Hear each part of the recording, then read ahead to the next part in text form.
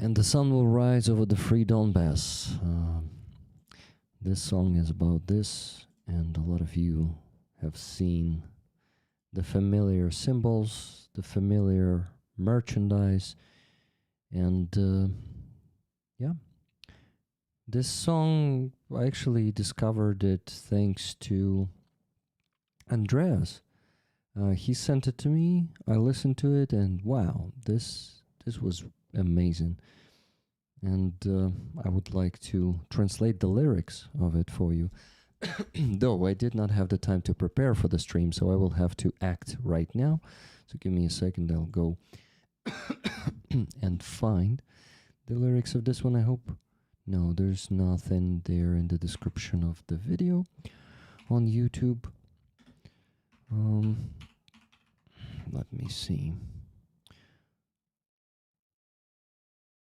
Lyrics.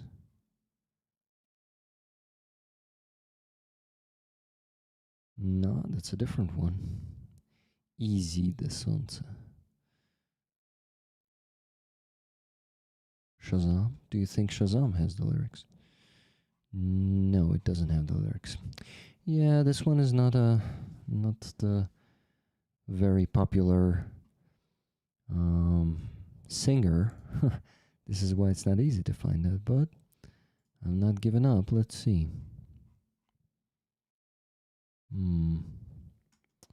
Well, I may as well translate it to you like this.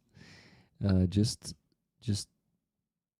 while the song is going to be playing, I'm going to translate it to you. Actually, it has the subtitles down there, so why not?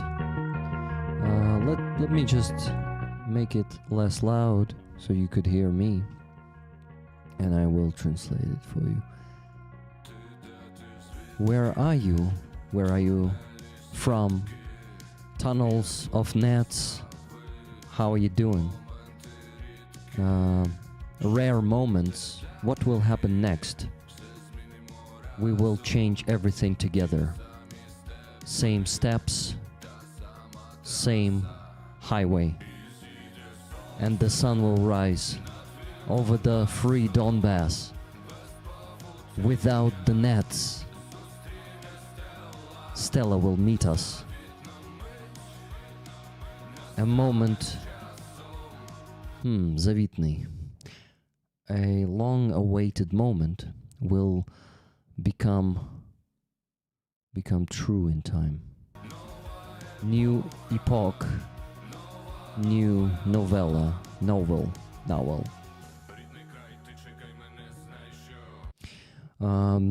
Okay, Рідний край is like a homeland, wait for me, no, or like native land, wait for me, know that I've been in many places and I haven't seen place as beautiful as you are. In your step, the enemy is opening its bloody mouth. With every day, it is getting harder for me without you. I also would like to sit in the train and get to your stations. So the cars, the train cars, would be speeding up with families to you. The own path would be healing from exhaustion forever, to not leave you again. I wish, at least for a moment, I am missing you. Know this. I know that it hurts. Keep the memories. Photos of our days. Exactly that album. Among the strong rains, strong and heavy rains, sun will rise again. Under a free Donbass, without nets, Stella will meet us. A long-awaited, a moment that I've been waiting for a long time, will come in time. New epoch, new novel, and the sun will rise over the free Donbass. Without spider nets, Stella will meet us, and the long-awaited moment will become in time. New epoch, new novel.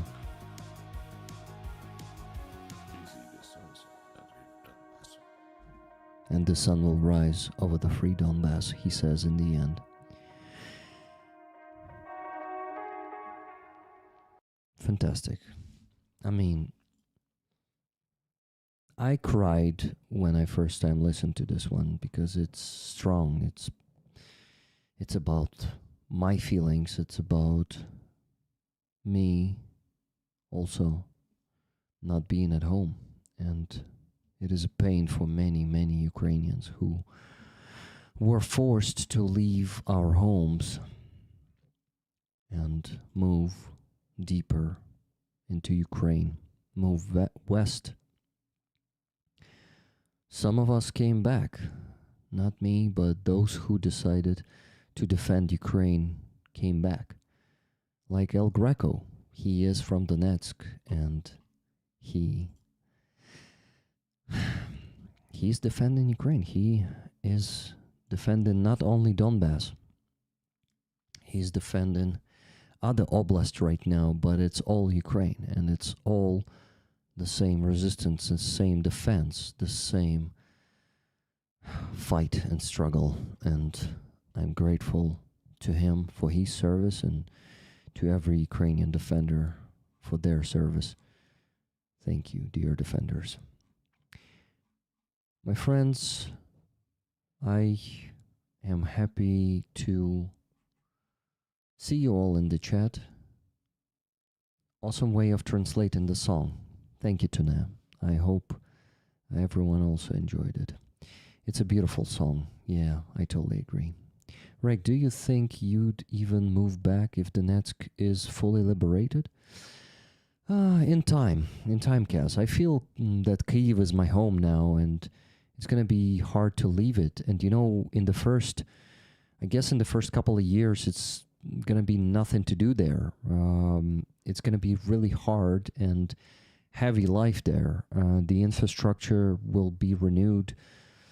And, for now, it looks like a pipe dream. I cannot even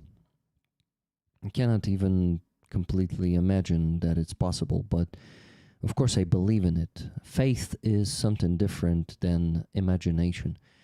So I usually don't imagine coming back to Donetsk, and I'm not even imagining its liberation. I just believe that it will happen someday. And I really, really want to live up to that. I want to survive till the very collapse of the Russian army and our liberation of Donbass, of Donetsk and Makivka. And of course I will go there. I will not move back immediately. I think maybe in a few years. I think I could start a business there. I think I could maybe live both there and here in Kyiv, or not live there, just have a business there. But yeah, that's definitely that could be my dream. Thank you for actually asking this question. It is. Yeah.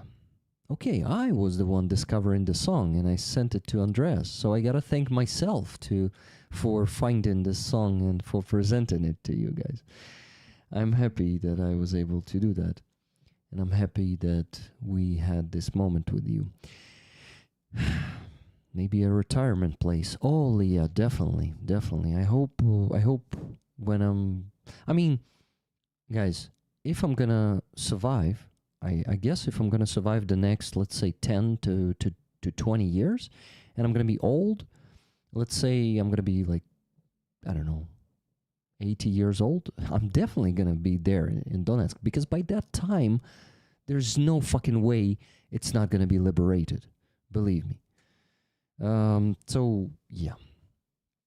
Hi, Rick. Better now? Because of Trump and his war with Iran, I'm now working less hours. People just tanking less than before. What do you mean by tanking right now? I'm just curious. What does it mean? Or is it thanking?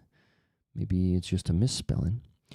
My friends, I need to ask you to donate because during the stream, we still had no donations. And we need to start the donations. We had some donations before the stream today. And yeah, it would be awesome to start the fundraising here and now already. Fuel Tenkin, I presume. Fuel Tenkin. Okay. There will be an enormous amount of work to be done there, not just demining and rebuilding. Exactly, Miriam. There's gonna take fucking at least a couple dozens of years. I think around 20 years to at least have like real prospering towns and cities there. This region will have a lot of challenges. Donbass and other deoccupied territories, Crimea too, guys. We will have to work so fucking hard, and so much is needed to be done to restore the life there, because it's not only about rebuilding and repopulating and restoring. and building the infrastructure back again, because you see there's no water there, and it's going to take a few years to provide the proper water supply there,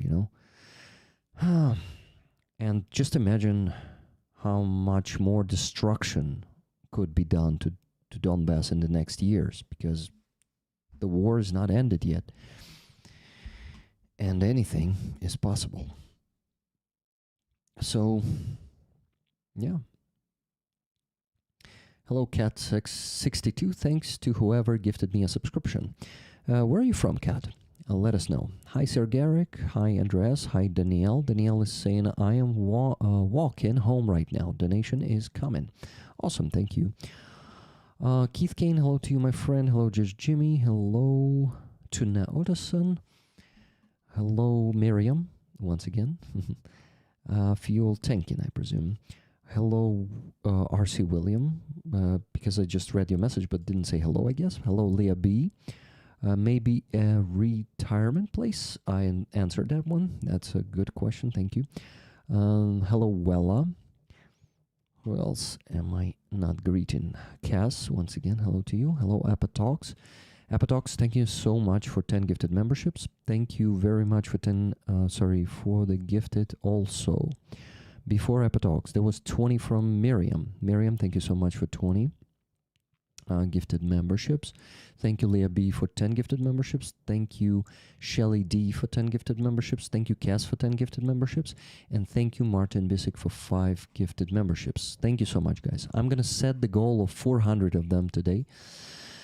Not easy to reach, but since this week I did just the stream on Wednesday, it was still the previous month. This is the first stream of the month, and yeah, I need to work on my YouTube income. So let me tell you how much is left. So 400 minus 5 minus 10 minus 10 minus 10 minus 20 minus 10 minus 10. That is 325 more to go. Not easy.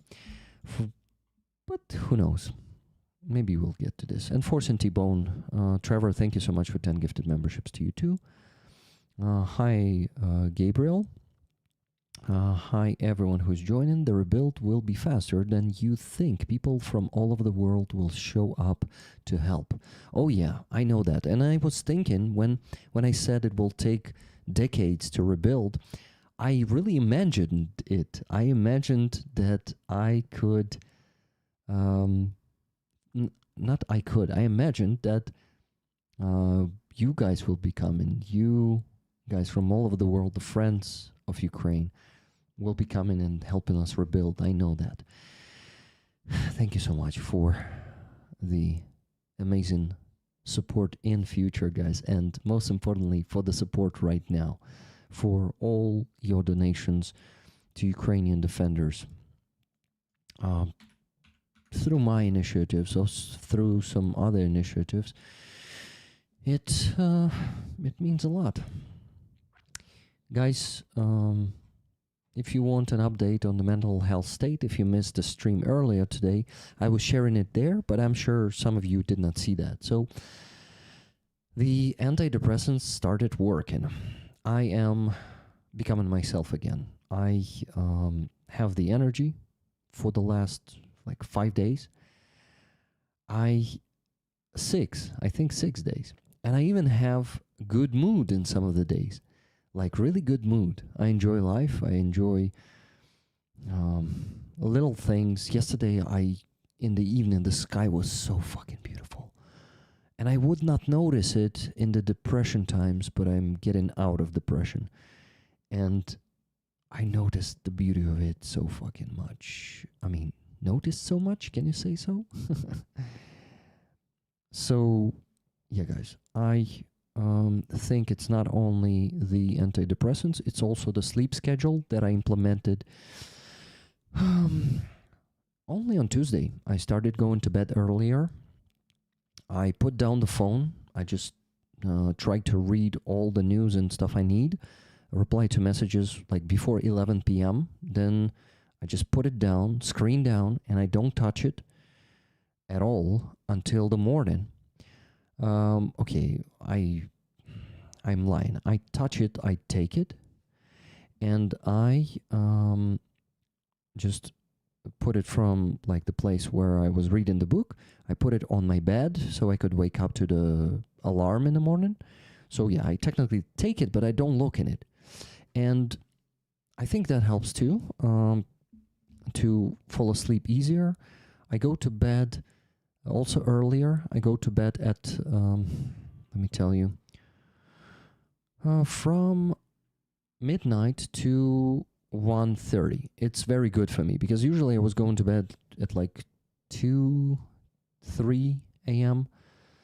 And it also helps to wake up earlier. Now I wake up at 9 a.m. every morning. I wake up at 9 and I go, I don't read the news then. I go read the book. I finished the book that Roman Trochanec gave me. I really liked it. Hemingway doesn't know anything. Artur Droň, the Ukrainian defender, now a veteran, who unfortunately after the injuries he received on the battlefield had to delist from the army. So I read the book for about 20 minutes. Then I still don't read the news. I do this. I got a fantastic gift, and it was a great timing from a friend. This friend lives in Germany. A friend sent gifts to me and my wife, and I got this one. Dear Future Self, Vision Board Kit. So this is an amazing game. 24 days, something like that. Let me tell you. I will tell you. 24 days. For 24 days, there are cards. For example, day one card was this. Your current life. First, write down the current year in the middle of the poster. Today's workbook exercise will help you reflect before you start dreaming and visualizing. Have you ever filled out a wheel of life? It helps you to track your levels of satisfaction in all areas of your life. And yeah, day one was an amazing wheel of, not of fortune, but of how? A wheel of... It had... I just said it, guys, and I already forgot. Oh my God. Thank you for a very fluent English, Russian spy girl. We are not giving secrets to you, definitely. That's a funny nickname you have there. Though, you know, Russians are hated here, so be careful. So, the Wheel of Life. Yeah, it's a Wheel of Life. So, the Wheel of Life looks like this. Basically, it is the wheel with different sectors: love and relationships, travel and adventure, creativity and leisure, future development, home and environment, family and friendships, mindfulness and self-love, career and finances, fitness and health. Amazing. And I need to give it points, like from 1 to 10. And I began this one already when I had the effect from antidepressants, so I could really appreciate some of the aspects of my life. So it is a really cool thing that helps me to be in a moment, to realize the things I value in this life, to realize what my life is and what I would like to improve, and in what exact, let's call it, aspect of my life. Day 2, for example, the task for day 2 was your dream life. Do you have a perfect vision of what your life could look like one day? You can make that vision come true. Write down your dream life using the present tense. For example, think about what you're grateful for. What do you do during the day? Where do you live? What are your values? What are your hobbies? And so on. Today I did the day 4, so 20 more days. in front of me, and it's an amazing thing to do in the morning. It gives you the opportunity to kind of, I don't know, be here, present in your life, and think about your life in the morning, and it gives a great setup for the day. For example, today in the morning, I wrote the life I would not like to have. So anti-vision. So you basically realize then what you would not like to have in your life, and what values you don't appreciate, and you don't have them. Okay, like anti-values, let's call them this way. So basically, it is a very good thing and very timely. When I needed the most, I got this gift just like a week before I started fighting depression. So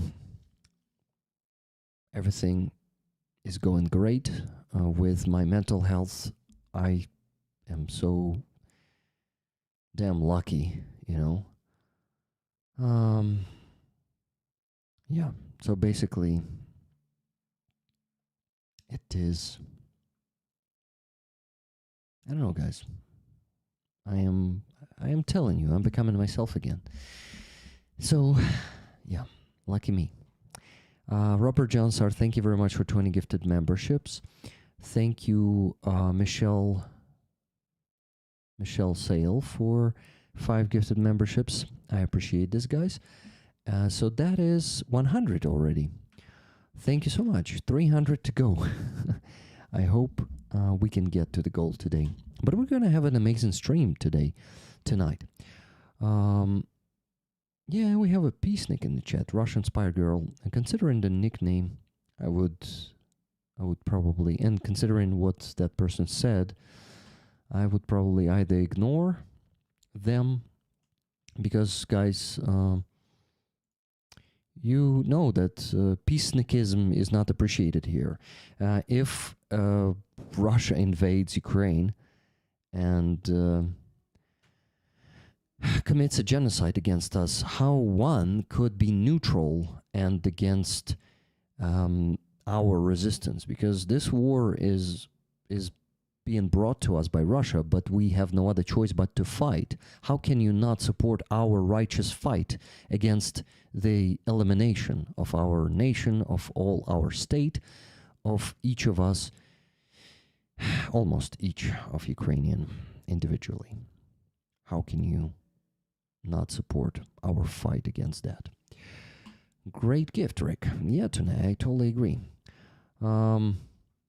So I didn't know that Andreas just jamming extra words sometimes. I think the gem is causing the block. Good to see you, Jim. Okay, hello, you know they exist. Good to see you. Hello, Michael and Lori. Good to see you guys. Who's next? It's so amazing to see you smile again. Thank you, Denise. Thank you. Ukraine will be booming in a good way. A hive of activity rebuilding. Oh yeah, Cass, you're totally right. Okay, it's time to mention the donations, because I will have to invite the guests already very soon, in just 9 minutes. But before that, I need to mention the donations and ideally start working on the spreadsheet.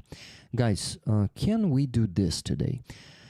Can we finish the stream in 3 hours at 1 a.m.? Let's say 1 a.m. because I really need to go to sleep earlier.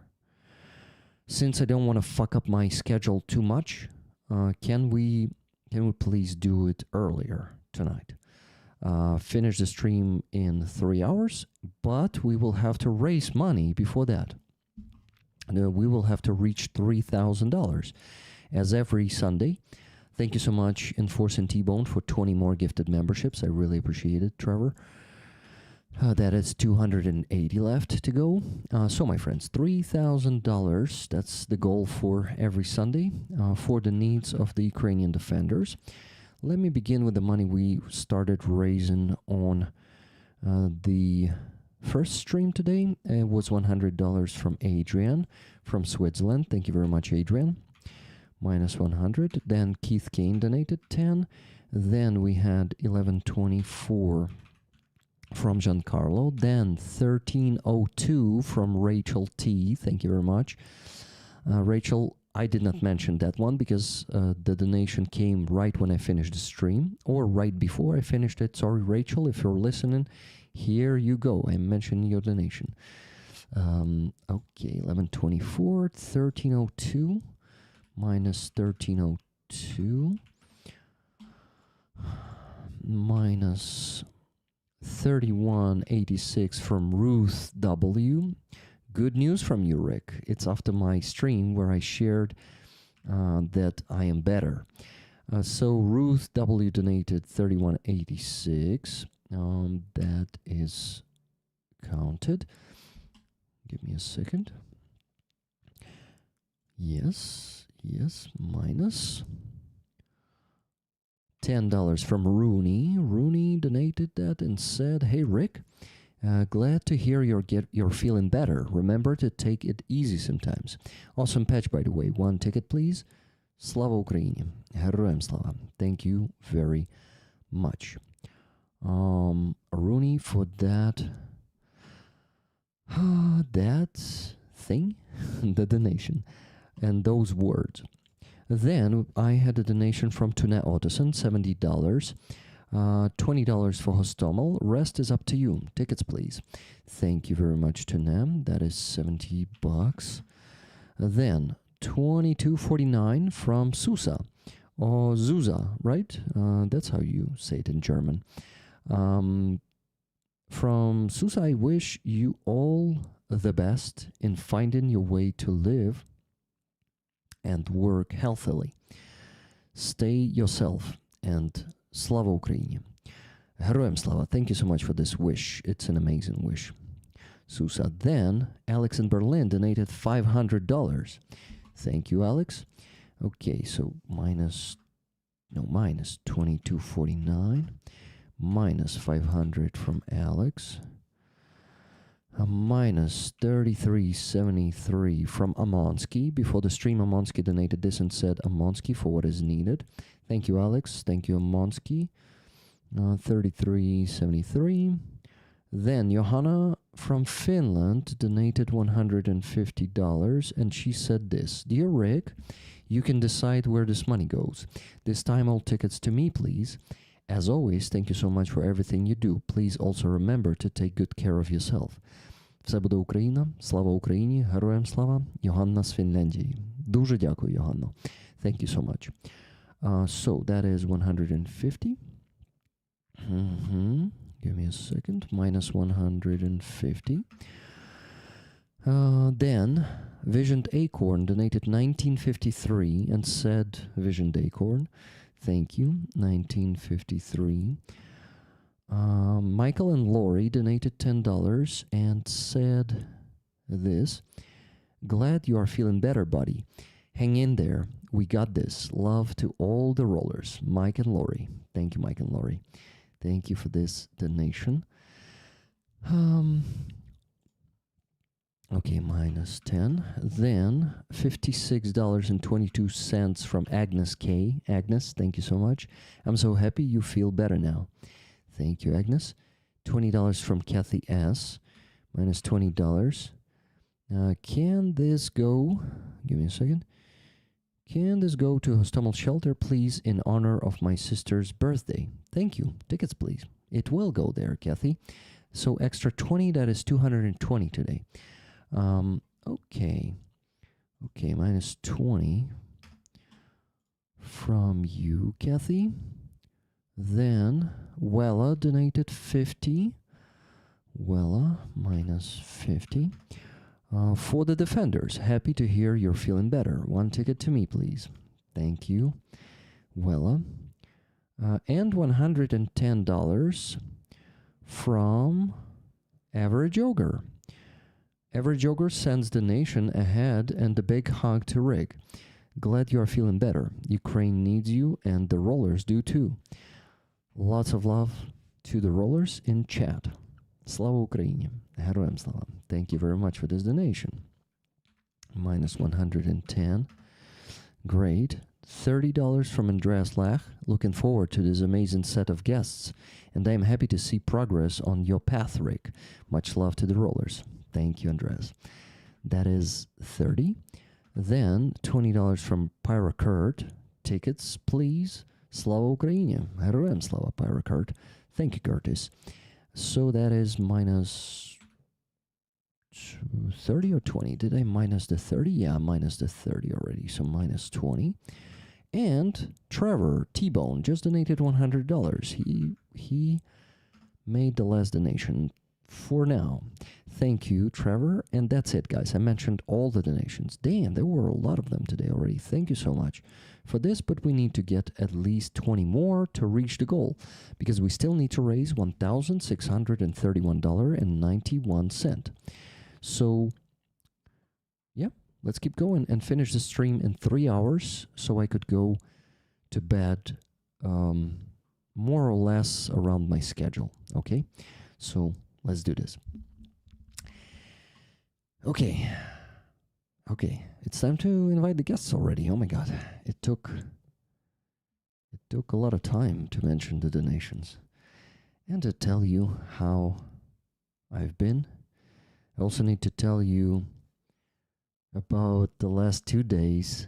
My last 2 days were so damn how to call it? Eventful. Yeah, that's how you call it. They were damn eventful.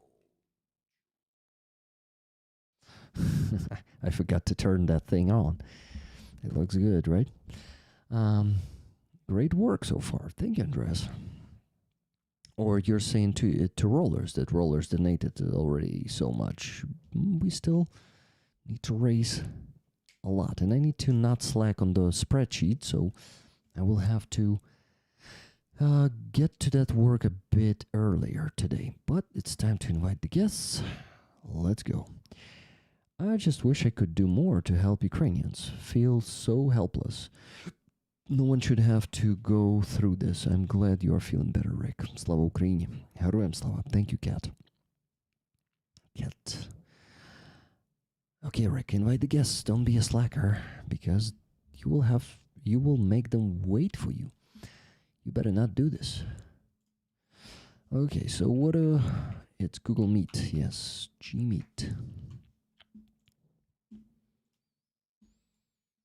Gmeet is the app I'm using, yeah. No surprises here. That's good. Stability.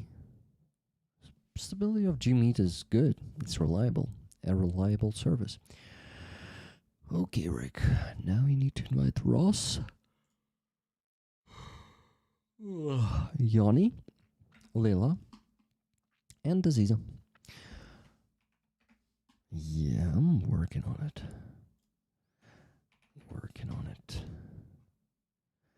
Lila, where are you, Lila? Here you are. And Joni left. Okay, Joni. Here you go.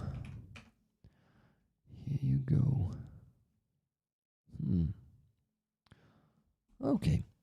Rollers, I invited all the guests. It's just a matter of seconds when they join, because I know a lot of them join right on time. The fight is going well. I would say the fight is going well, but it is a lot of losses, so the question itself is not very respectful, I would say. Hi, Joni. Hey, Rick. You're the first one to join today. I'm better. Sounds good. I'm better, my friend. Great to hear. Yeah, I think I'm becoming myself again. Of course, I will have to work, because it's right now antidepressants are kicking in, and it is already better. But it is important to not jump head first into all the workload I had before, and I need to take it easy, and all will be great. I'm sure of it. Joni, what about you? If you're okay to share your experience, have you ever had depression or any other mental challenges? I actually haven't, but I have several friends and people close to me who have. So I have not experienced Hmm. it myself, but I have followed closely people who have had it, and yeah, I think it's as you said, it's great that it's going better and it will get better, but it's also good not to give yourself too strict timelines or goals or anything, and just to Yeah, do it one step at a time. And there will be ups and downs, but it will get better over time. So you're on yeah. the right path. Thanks, Yanni. Yoni, how you doing? Tell us everything that we missed in the last, I don't know, half a year or something. All good, thanks. All good. I'm fine, thanks. I'm in Finland, and my brother Jussi is actually in Ukraine right now. Hello, Hello, guys. Hi, hello, Ross. hello. Good to see you. Hi, rollers. Can you hear me well? Yeah, Yes. Perfect. you will. Yoni, please finish because Yep. it feels we Yeah. interrupted you. No, no problem at all. So, yeah, my brother Jussi is actually he was just in Ukraine a couple days ago for a convoy, and we have a new fundraiser going, and we're going back in the summer. And other than that, just regular life, nothing too special, nothing new. Got it. Thank you, Yoni.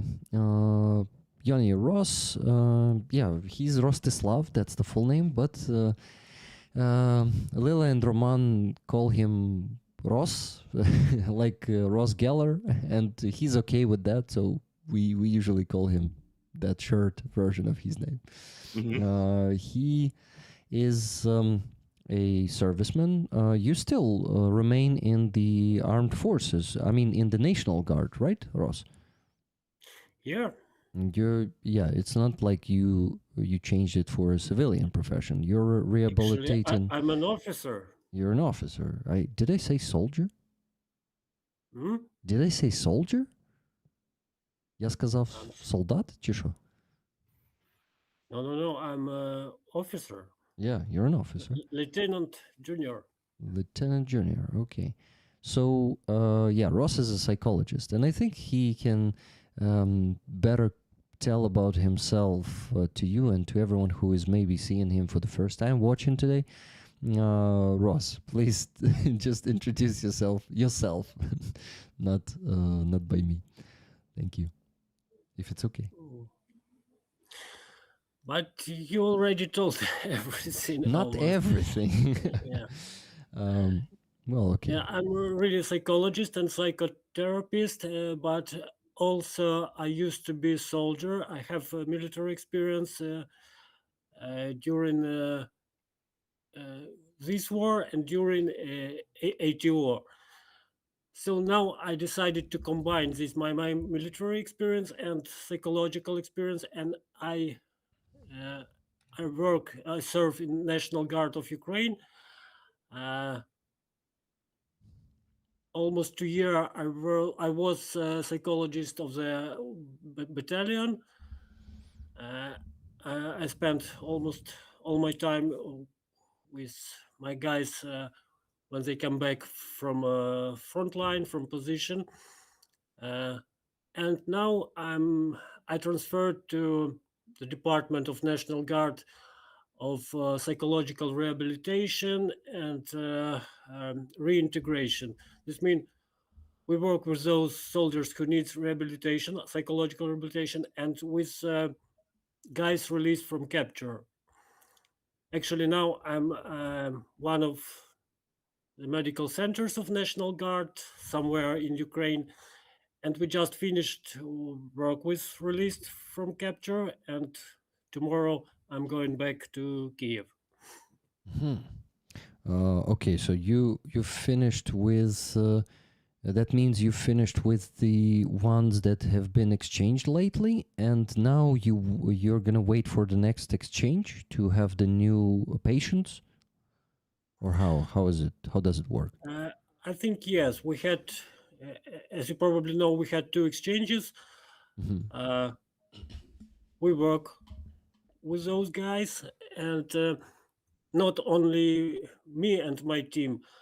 It's complex program with medical support, psychological support, and we did our part of job. Of course, there are other psychologists who stay in here but my part of job for the moment is done. Okay. And after that, where do you go? What do you do when you're waiting for the new group? Actually, now I'm working on a new program of psychological rehabilitation. We decide to change something. So I work on the concept of this program, and we work with people who are in hospital, wounded, and psychological hospital, etc., etc. So it's mostly clinical job. Okay, and I'm curious if you can share that. How what was your work about? Can you tell us in the details? How did you help those who came back from captivity? And yeah, what is in the procedure in case of the former captives? Mm-hmm.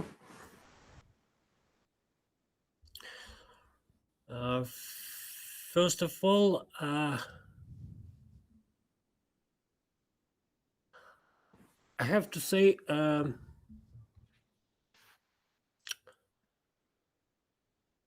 Russian are very professional in their tortures. It's not just sadism or something. Of course, there is sadism, but not only. They built a program how to erase personality of our guys and to reprogram them to take Russian part. And that's a pity, but they are very professional in it. For example, they do like fake exchange. They tell to our soldiers, just be ready. We take you home, and after that, oh no, we will not take you. We want to send you home, but Ukraine doesn't want you. Ukraine doesn't need you.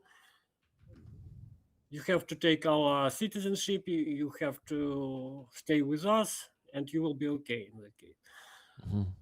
So my part of job is to neutralize this effect, and you understand when guys come back here in capture, they are they psyche like a tightly coiled spring. They have to control everything, every word, every emotion. For me, the main task is to slightly unwind this coil, to help them to share this emotion, to share this experience, and to make like diagnosis what's wrong, where is the problem, what we work on. There is an expression: every trauma needs witness. So I'm like witness for them, because they usually cannot say this story to their relative, to their families, because it's too traumatic, a lot of shame. But they can talk with me or other psychologist, and I am like a container for their emotion. We do this, and we help them to become agent again, because in capture they're not agents. They are everything they do, every action is what jailer they tell them to do, and now they learn again how to make decision. What do I want? What I don't want? They need to reestablish their respect, self-respect, their feeling of agency. That's basically that's what we do. That's what we help to do. Wow. So I can only imagine what it is, what kind of challenge, and what size of challenges is it for them to just basically learn to live again. It's not only like processing the trauma. It's actually getting used to the new life, because the longer the guys are staying there, can you confirm this, Ross, that the longer they're staying there, the harder it gets for them to remember or what their life was when they could make the decisions, when they had that agency? Of course, terms matter. Hmm. Uh, And you see the difference between the different terms. yeah, uh, but also different terms and different conditions. Yeah. Because Not all the prisons have the same yeah, conditions not there. all Yeah. the prisons are equal, and there are some places, some locations where conditions are better and our guys are better. I will not tell what conditions. Just I think it's dangerous information. Maybe some of Russians will hear it and change the situation. Hmm. I will not. Not really, Ross, because first of all, there are many interviews, both in Ukrainian and in English, of the captives sharing that information. And I also had, I don't know, I cannot say many, but I had several former captives sharing what Russians did to them. There, they did not share any like sexual torture, because that's the most shameful for them, of course. But they shared different types of torture, physical tortures, other types, and psychological torture also, like playing, just even constantly playing Russian music and hymn there Yeah, in Russian prisons is also a huge psychological torture for them. And they also told the stories, like, yeah, faking the exam, or exam, sorry, exchange exam, or also faking really, sorry, I think I lost a thought there, but I know that they faking an execution, when they take them out and put a gun to their head, pull the trigger, and the bullet is not shooting them, it's just trying to break them psychologically. And I know that you said perfectly that they have this handbook when they try to erase the personality. And one of the former captives, he was captured as a civilian. His name is Konstantin. I met him on Free Azov.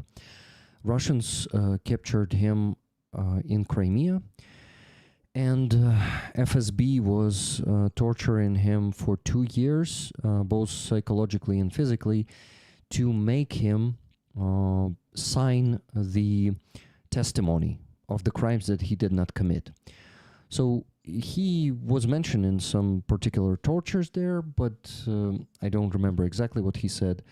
It doesn't matter. He said that he could see the progress of Russian torture and indoctrination machine in these 7 years, how it was progressing, because he ended up in Russian captivity before the full-scale invasion. And the conditions were not light for him, because FSB guys, they really tried to break him, and they really put a lot of pressure on him, both physically and mentally. And after he was transferred, after he already got his sentence for the crime he did not commit, because they broke him and they made him sign, that he was really resistant for a long time. He did not break, but then they managed to do it. And when he was transferred to a prison, it was easier for him then, at that time. But then full-scale invasion started at some point. I think it was his 4th year of his captivity. And he was actually held in Olenia, where Russians have that huge airfield. And he told me that he heard how those bombarders were constantly flying off to bombard Ukraine. They could hear that. The windows were facing the airport. And Russians were also using that fact as a psychological torture towards them. They basically were showing them and, bragging with those planes carrying those missiles, flying off to bomb their homeland. And then he said that at some point Russians developed a handbook of torture and of how he said it. It's he used this term, and now I use this term because I really think it's the best description of it. He said that they when they are erasing or trying to erase, because they did not manage to erase his personality, when they're trying to do that, they are turning their prisoners into units. He used this word in Ukrainian. He said "юніти." Вони роблять з нас юнітів. They turn us into units, because units, they will obey any command, and it's perfect soldiers. So they try to break every person, even their own citizens. He said they are doing this to their own citizens too. They break the personality, and they turn it into this unit, and then make that person go to war, and that's a perfect soldier who will obey any commands. So do you agree with this, Ross?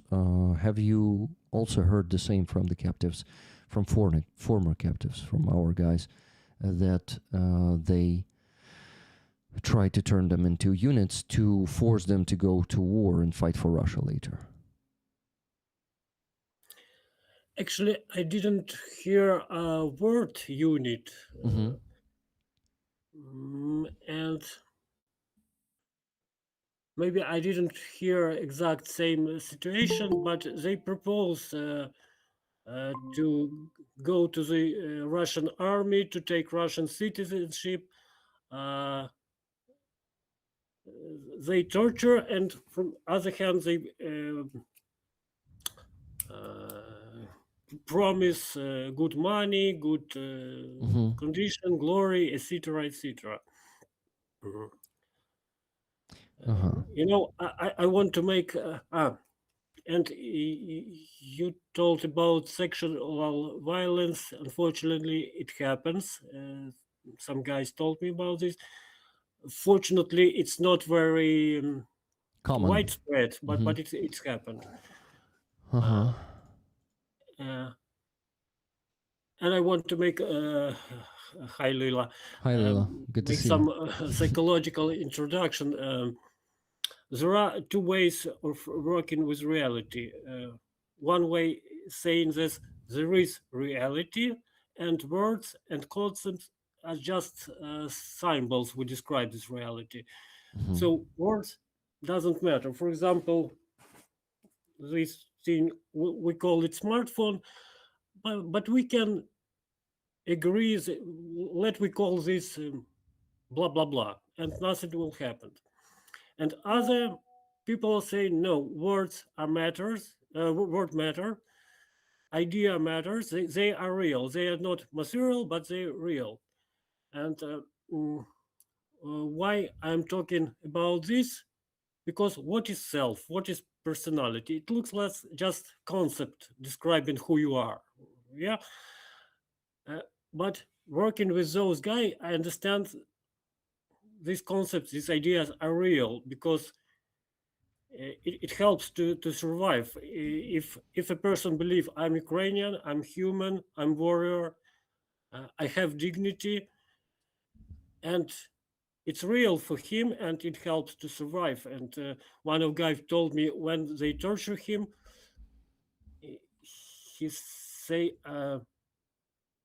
I cannot be like him. I don't want to be part of them. I can't agree this Russian citizenship.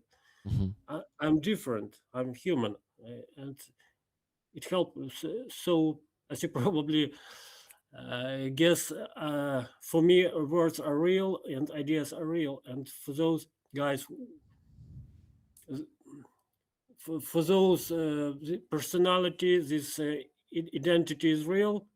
They are okay. They overcome this. Okay, I actually first of all want to greet Lila and ask her how she's doing. We can't hear you for some reason. You unmute? Now? Oh, yeah, now we can hear you. Yeah, hello everybody. I just entered at the moment. And we stopped hearing you. You covered your microphone. Yeah. I can't find my tripod and I made okay, whatever. I'll figure it out. So yeah, I entered just at the moment of very I understand difficult topic about sexual violence of Captives. the soldier. Russian captives. I'm Ukrainians in Russian captivity. We were talking about them. Yeah, exactly. So yeah, please keep talking about the theme. Ross, do you have more to say about that? No, actually, we are not talking specific about sexual violence. We are talking about captivity, captured in general, about tortures and about what Russians do. And I would like to add what is a good thing, because to reprogram people, you have to propose him other values, and these values should be real. But what can Russian propose? This stupid song, this what their ideas is about is crazy mix of I don't know Orthodox Christianity, but it's not real Orthodox, because I'm a Christian. The idea is not like that real Christianity. So mix of this Russian Orthodoxy with Stalinism, with some Soviet ideas. Who will accept this? I cannot understand. And what real empires do? They real empires bring a higher culture to the world, and other nations are looking. Oh, I won't be part of it, but I won't be part of this culture. I want to study, to belong to this. But what can Russia propose? They're not real empire as they think. But Russia is fooling so many people in the world, and they really think that Russian culture is really a culture and not anti-culture, you know, and it's just like a pile of, not pile of shit, but pile of death, destruction, and lies, and most importantly, betrayal, because how was it? Родина всегда тебя кинет, сынок. Sorry for Russian language, but that's how they say. Yeah, their motherland will always Fuck them up. betray you. Yeah, your motherland will always betray you, son. That's what they say to each other, and they live by these so-called values, which are ridiculous. You're right, Ross, but the problem is people who live next to Russia understand this, that this is all bullshit, because they suffered from Russians. But people who live abroad, far from Russia, never seen what the Soviet Union is, they idealize this bullshit so much and really strive for it. And I sometimes look at the young people who are, you know, like enjoying a USSR, and I really wish them to live a bit in the USSR to find out what the hell that is. So, pardon my, I did not want to speak Kazakh language, but I needed to say it. Yeah, it's the first time I did it in front of Lila, and it's like... Yeah, unexpectedly. You should have warned me. I was drinking coffee. I almost spilled it out. Yeah, got it. Guys, I did not show the patch we're raffling yet today. And that's the patch of the Steel Riders Battalion from the 66th Brigade. This star on the forehead of the... Oh my god, how do you call that? Patch. Well, helmet. Yeah, I want to say helmet. Forehead of the helmet. На лобі. That star. Forehead. Forehead, yeah, forehead of the helmet, but there's a helmet there, right? So Oh. exactly on the helmet. On the forehead of the helmet, there's that star of the 66th Brigade, and there's a tree here of the 400 and that tree is an oak, I guess. 402nd Battalion, yes, that became the part of this battalion. This is why they have their symbol, and there's also this. The wheel, it's a shield. Yeah, the shield is of the other battalion because this battalion was formed of two battalions. And this is why it has the symbols of both battalions and the brigade. And the guys who serve in this battalion, in particular, who give us this badge, they have a company called Black Widow, and they have the beautiful spider on that badge. But I still don't have that badge. Yeah, it's complicated with all the units and subunits, that could be complicated. I wanted to ask Joni, if Joni, I'm sure he already has some questions. What questions does he has to Ross? Does he has? Oh my God, does he have? Sorry, my English is not good at the moment. But Joni, please, your mic is yours. I have many questions, but maybe for the first one, you're talking about people who got out of captivity, but is there a lot of work that is being done for people who are actual soldiers and who are not in captivity yet and who might or risk becoming prisoners of Russia? Is there some work that can be done to prepare them to better handle the time in captivity? And is that being done inside of the units and during the training and so on?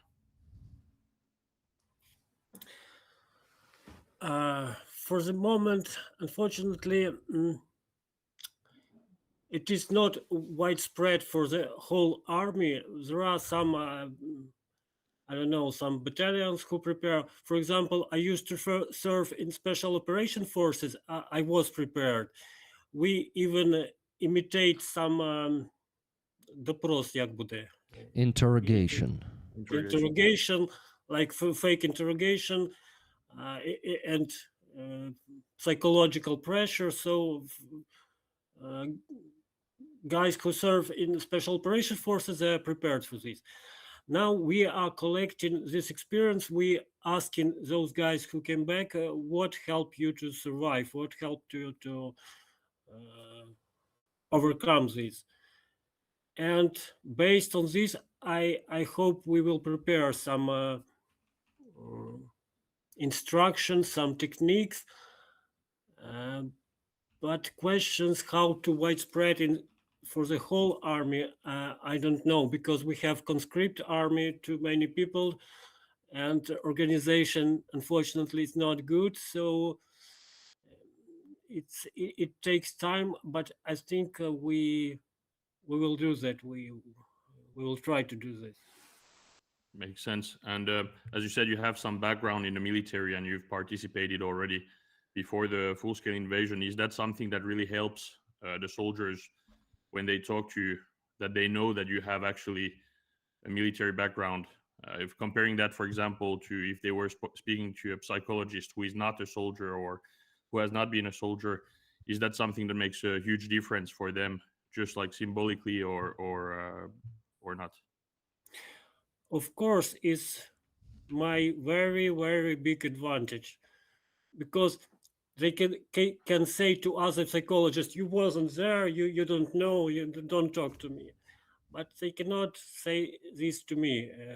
And even my slang,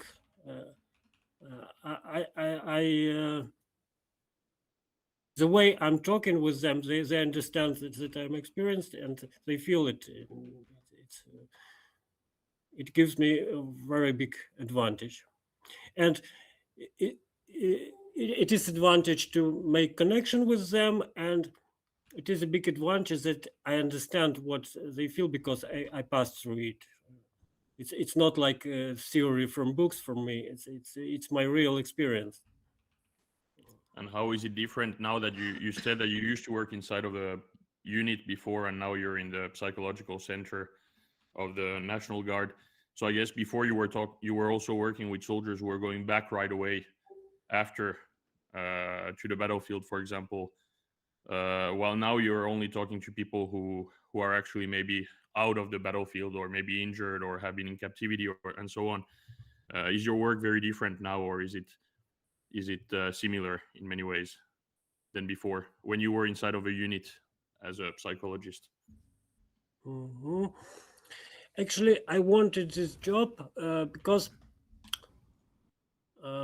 work inside the battalion it's difficult emotionally, but technically it's not very difficult. I mean, for average psychologist. Uh, this job I'm doing now, it's more clinical. It's more deep. That's what I can do, and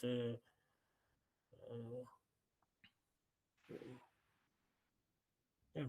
You have more time with the soldiers now than before, or Yeah, because in battalion it's mostly to diagnostic and stabilization, and sometimes motivation.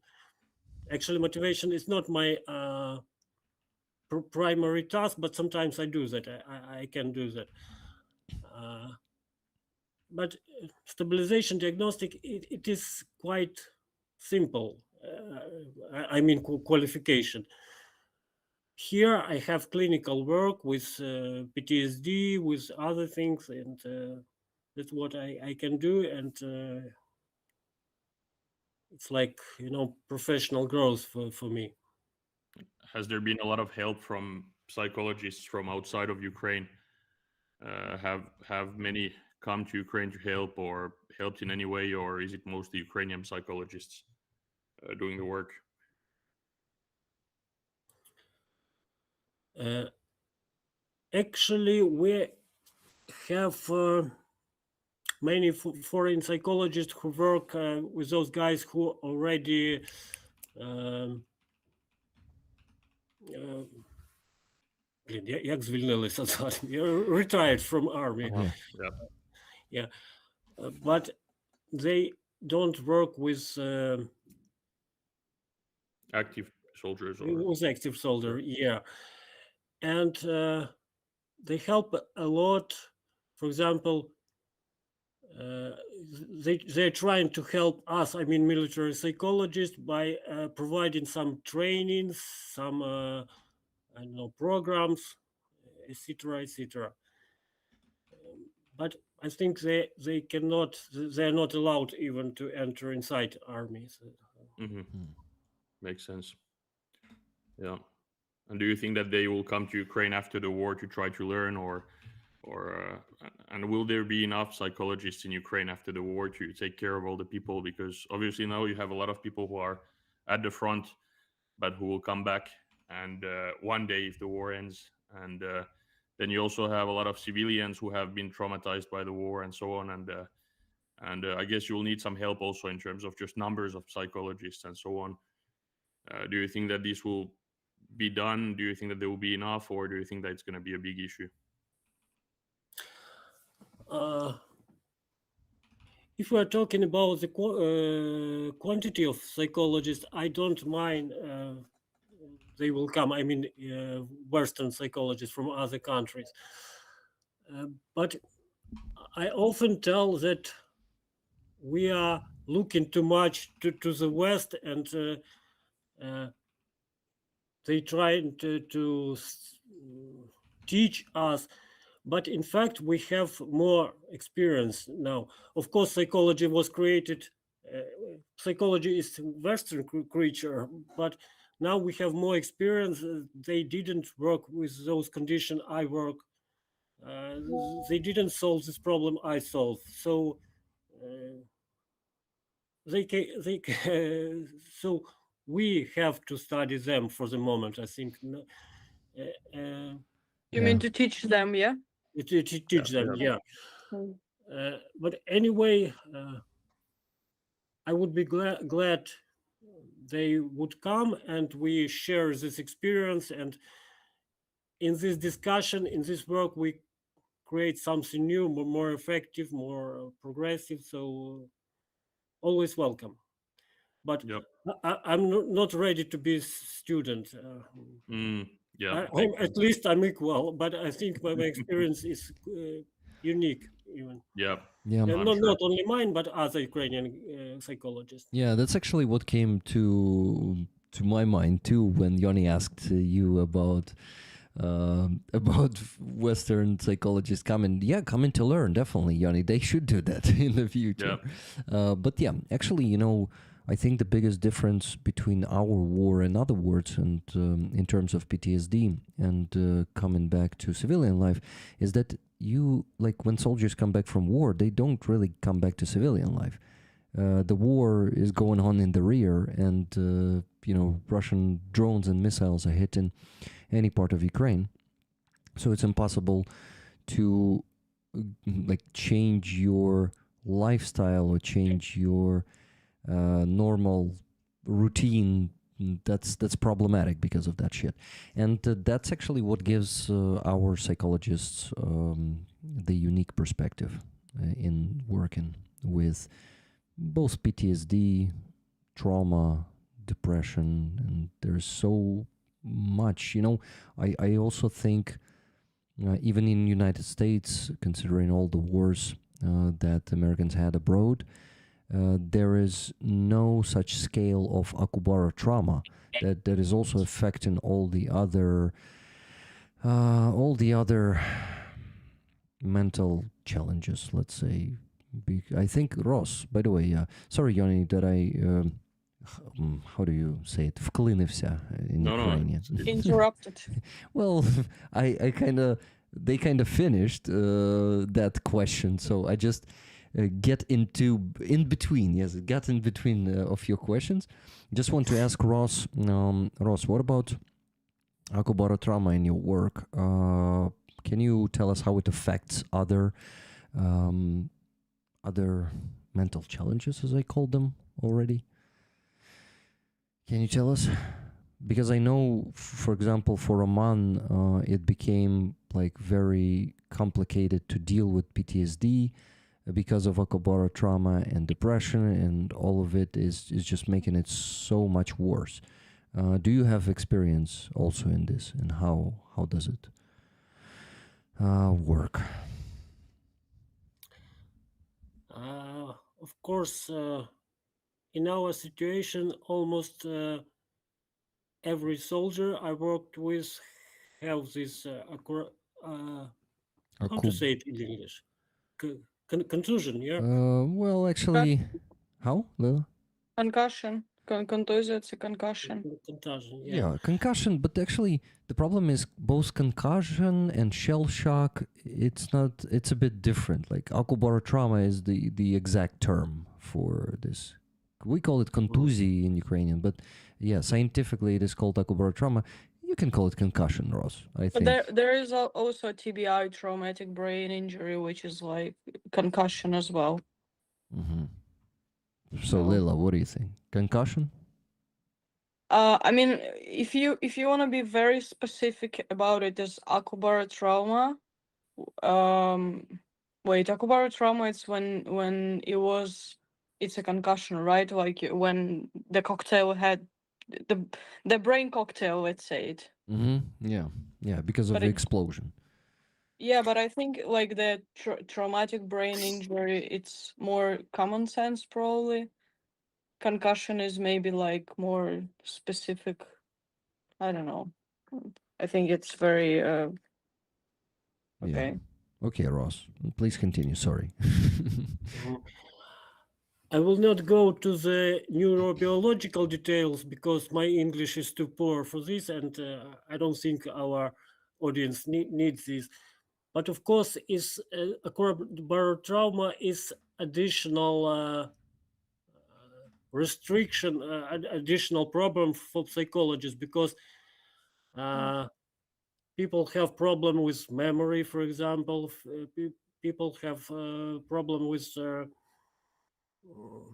I don't know, orientation in the Space? in the space. Yeah, right. Thank you. So it affects on the mood. It affects on the possibility to work with words, using words, and it restricts the possibility to resist some heavy emotion. To work with trauma, sometimes we have to um, have to як це, витягнути цей досвід, підняти цей Pull it out from the bottom. pull it out this experience here, and when you are traumatized physically, it could be a problem because pressures go up and down, and so psychotherapy in that case should be combined with some medical support, but it's additional restriction, it's additional challenge, but it is possible to work. Okay, thank you, Ross. And even if you getting better mentally, your blood circulation in your head improves also. So everything related, physical and mental things. Okay, it's very interesting. And damn, I like to keep asking questions, but I also like to mention the donations because people kept donating and we're getting closer and closer to the goal. Thank you so much, guys. The fundraising is going very well right now, and let me tell you, we're only $438.57 away from $3,000 raised from the goal, which is the minimum goal. Of course, we can go over it, but if we won't, this is already a lot of money. Thank you, guys.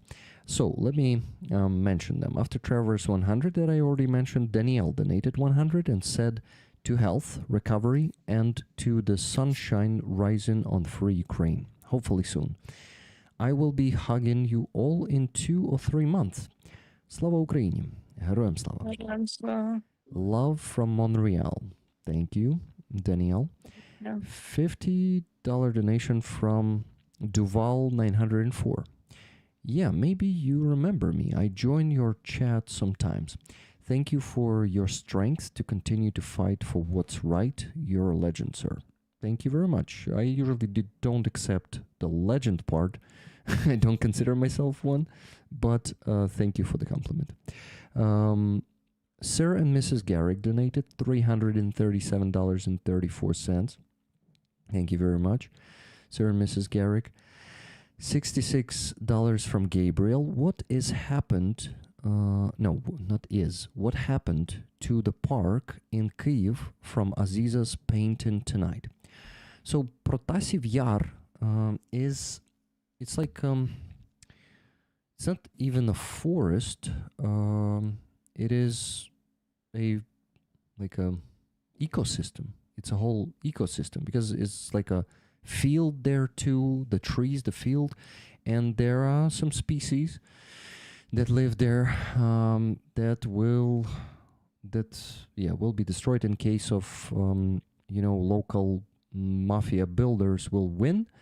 And Roman Ratushny, who was fighting for Protasiv Yar, was killed by Russians at war. He went to defend Ukraine in the beginning of the full-scale invasion, and in 2023, Russians killed him. So he was the activist stopping the builders, and he built the whole community. And this community is continuing his work. So Aziza made a painting that is called Save Protas. Protas is that forest, and it's a beautiful painting that you can see on the screen right now. Give me a second, guys. I will show it. Yeah, here it is. So there is also a description to this painting. Let me read it for you real quickly. Art in support of saving Protas Green Park in downtown Kyiv from high-rise development. The very same park that the legendary Roman Ratushny defended. Yeah, exactly. That's the whole description. This time the size is 53 by 61 centimeters, so it's a pretty big painting, and also just pretty. And not only pretty big, but pretty without, when the word pretty is used in its direct meaning, that's what I mean. So guys, you have the last hour to place a bid on this painting. Current bid is $700. It's a big one from Aussie Bin Chicken. This one is, and yeah, there's still a chance to outbid Aussie. Gabriel, are you in the game this week, or are you waiting for just the last minute to outbid Aussie without him noticing? I know you do that sometimes. So let's see who wins today. But Aussie for now is the biggest bidder. And all money will be donated to the ongoing fundraisers.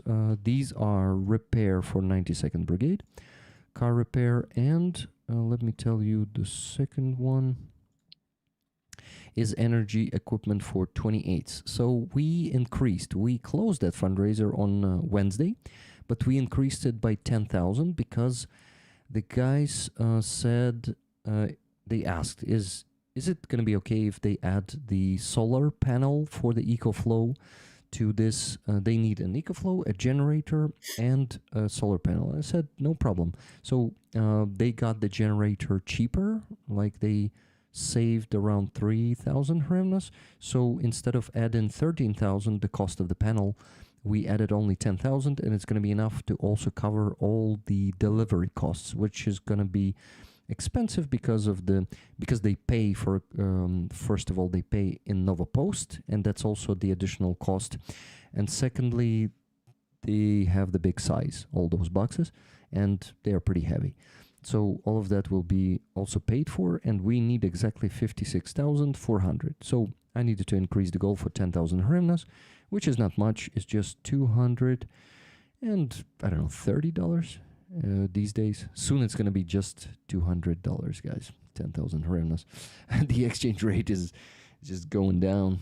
Thank you, Mr. Orange Face, for the fuel crisis in the world. We are all very grateful for all the prices increasing highly, because when fuel prices increase, all goods prices and services and everything increase. So in Ukraine right now, the prices are going up very fast. Yeah, that's the situation. Where was I? I was mentioning the donations, right? Oh my God, how did I get here? Okay. How did I get here? Guys, how did I get here? I'm just like super confused right now, but I better go mention, right? Mention the donations, keep mentioning them. So, Gabriel, the painting. The question was, what happened to the park on the painting? That's the park. That's the last chance to put the bid, to place the bid. And yeah, I can get back. $400 from Trevor. T-Bone donated 400 more. Thank you very much, yeah. Mr. T-Bone, for the defenders, he said in the comment. Then $40 from Kathy S. Great stream. So glad you had Ross back. And Joni is asking excellent questions. Yeah, Joni, I knew who I need to invite to help me with great questions. By the way, Joni, maybe you also introduce yourself to Ross and Lila. Do you know Joni? No? And to Lila, please. Nice meeting you. I'm Joni. I'm from Finland. And I am a PhD student, but I'm also sort of a geopolitical analyst or influencer on X, and I fundraise for Ukraine with the 69th Sniffing Brigade. So that's what I do. Nice to meet you, Joni. Nice to meet you. Nice to meet you. And Cool. Your country also have experience fighting against Russia. Yes, yes. Wow. Less than you, but at least we know how they are. Yeah. You have no illusions and delusions, right? Yep. And in your parliament, there are no pro-Russian idiots, right? No. Yeah. Each party might have one or two, but there's no party that's pro-Russian, so that's good. Wow. Sounds like a dream. Yeah. Yeah. Even now we have the silent Russian collaborator sitting in our parliament. It's such a shame. But during the full-scale war, and when this war ends or either freezes, they will they will get more brazen, I'm sure, and they will start pushing these pro-Russian narratives again. So it's better to get rid of them before we finish the war. But not much progress in the last 4 years in this. It's such a shame. The problem is they've been like so, like the Russian propaganda is very poisoning. mhm. It's extremely poisoning. So it's not something very visible from the outside sometimes. They're like the main characters on the scene, and then there's the ones who are really behind all of this, and that's why it's so difficult to push them out even from the parliament. Russian propaganda, but most important for them, I think, Russian money. It's Mhm. Yeah, very yeah, strict yeah. thing.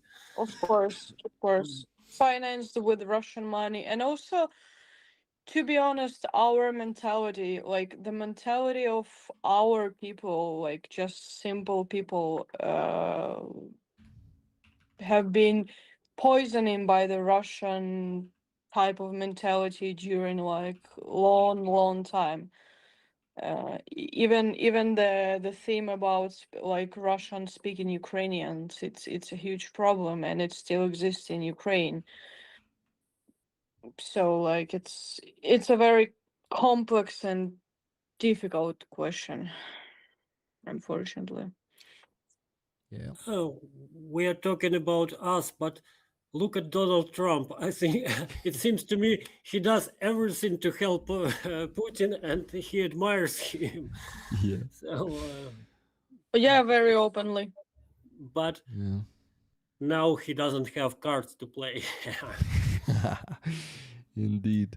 Luckily. Mm. Actually, Okay. Ross, I have a few more questions, if it's okay. Yeah, Do yeah. you do you know if the different branches in the psychological centers, do you know if they work a lot together? Different what? Branches. So, for Branches. example, National Guard, Ground Forces, Navy, and so on. Do they all have their own psychological centers, or is it a single one that takes soldiers from all different branches? Mm.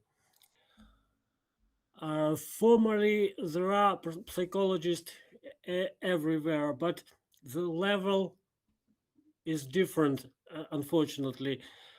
Uh, if we are talking about National Guard situation, is better. We're trying to have a psychologist in every battalion, and in army, I mean, infantry or other type of situation is not so good, and psychologists often do not typical job for them. So I mean, they fulfill some documents, some administrative work, and it's a problem.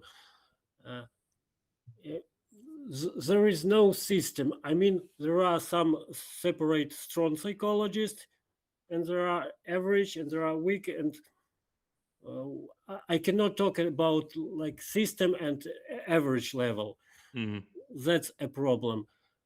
And uh, when I decided to become military psychologist, I thought there are military psychologists who would teach me. But when I came, I understood that it's me who has to teach them. Because I mean, those psychologists who teach me, it was also private civilian psychologists, but who came earlier than me and already adopted. And if we are talking about military psychologists who learn this in military academies, their level is very weak, unfortunately. And this is very good decision of our commanders, and that they start hiring private psychologists. And now we are conflicting, reorganizing, forcing some changes, some reforms, and it is very good. It's very dynamic, and I never annoy. Is it also the with the court reform that you have inside of the National Guard. With now you have two corps, you have Hartia and Azov. Is this core reform helping also with psychology and psychologists, in the sense that before you had all these different brigades and regiments and so on separately, but now you have just two command structures that have the units in them? Does this help with organizing this to make it more efficient, to have maybe some good team of psychologists that takes care of more than one unit? Or, if you know what I mean, does it make it more efficient to organize it with the core? Do you know if it helps, or is it changing anything for your work? I mean, obviously you're not there anymore working in the unit, but for the people who are working in the units, does it make it more efficient or better for psychologists?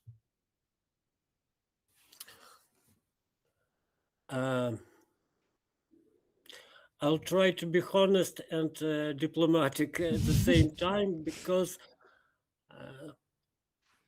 unfortunately it's not a matter of corps, it's a matter of people.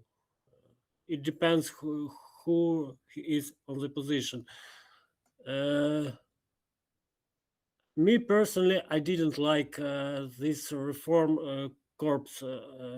I mean psychological, not in general, all the psychological reforms. And fortunately, I quit this corps, and now center I work for, it's under the command of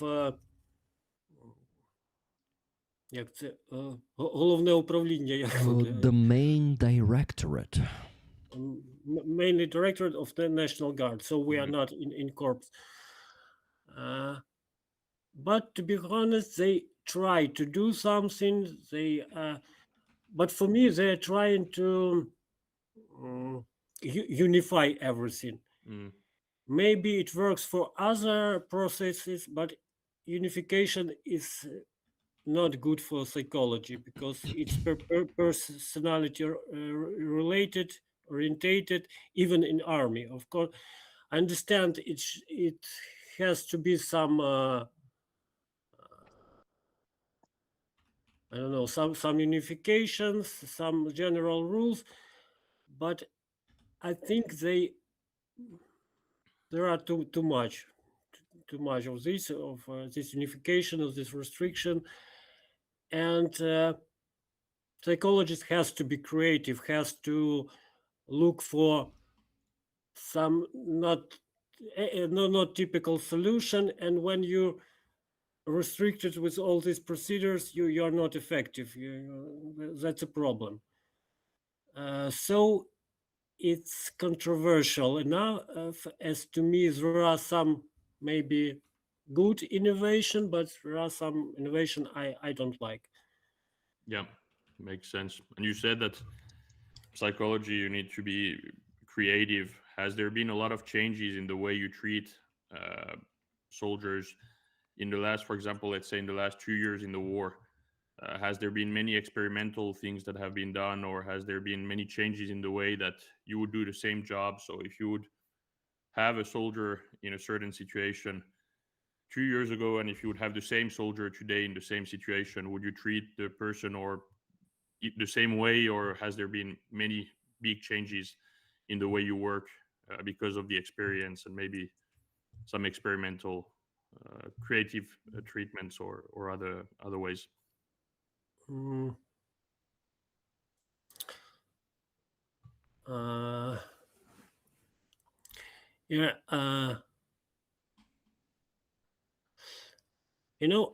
I used to be professional soldier, so I volunteered as a soldier, and I served in special operation forces, which is very prestigious structure where everybody has motivation to serve in. And I didn't understood for a long period what's wrong now. And finally, I understood we have conscription army where people, a lot of people don't want to serve, but even those people who want to serve, they don't understand what is military self, what is military identity, all these military rules, rituals. They think this unnecessary restriction, which they're trying to avoid. That is why I changed my work. I concentrate on this to help people to form this military self, military identity, and helps them to understand that military rituals and restrictions, military rules are not only a restriction, but this is source of energy and the source to organize your minds and be very effective, to be more effective, and this will help you to protect your mental health and to protect your life. So I work in this direction now. Yeah, and so I guess there's big differences between these soldiers that are mobilized and that are conscripts or mobilized soldiers, and then those who volunteered or who are professionals. I guess even as you said, for you, it's a big difference in the way you work with them. And if we're talking about private practice, in private practice, autonomy of client is total. So if client says, I don't want this work, I want change, okay, it's your will. But here in army, I have to keep in mind that you have to stay soldiers. Do whatever you want, but you have to stay soldiers. So it will be difficult for me because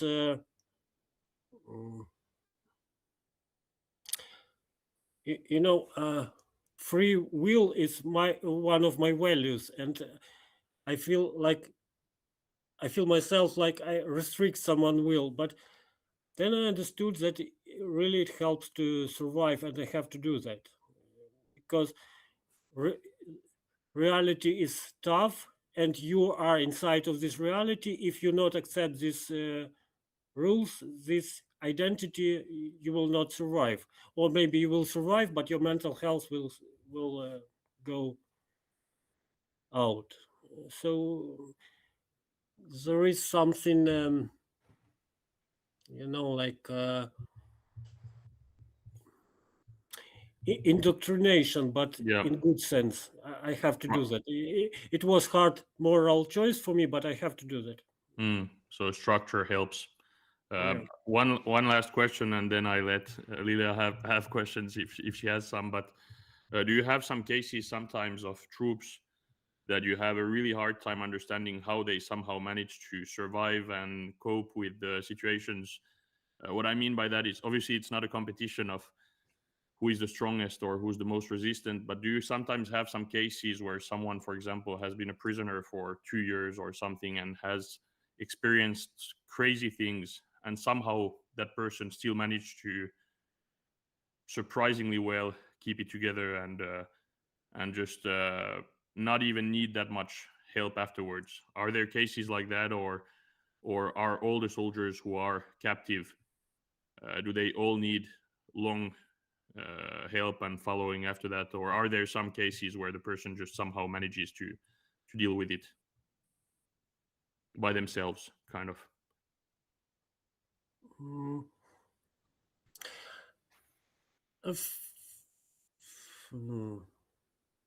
I had a lot of different cases, and for example, I had a guy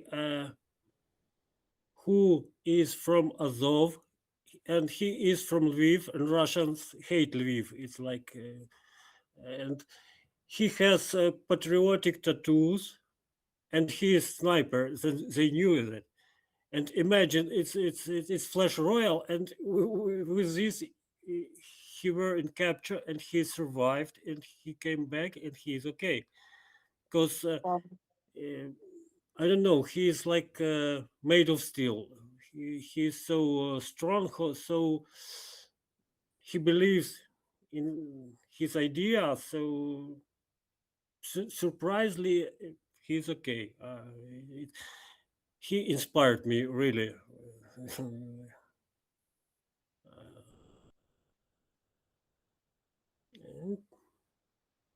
maybe this is one of the most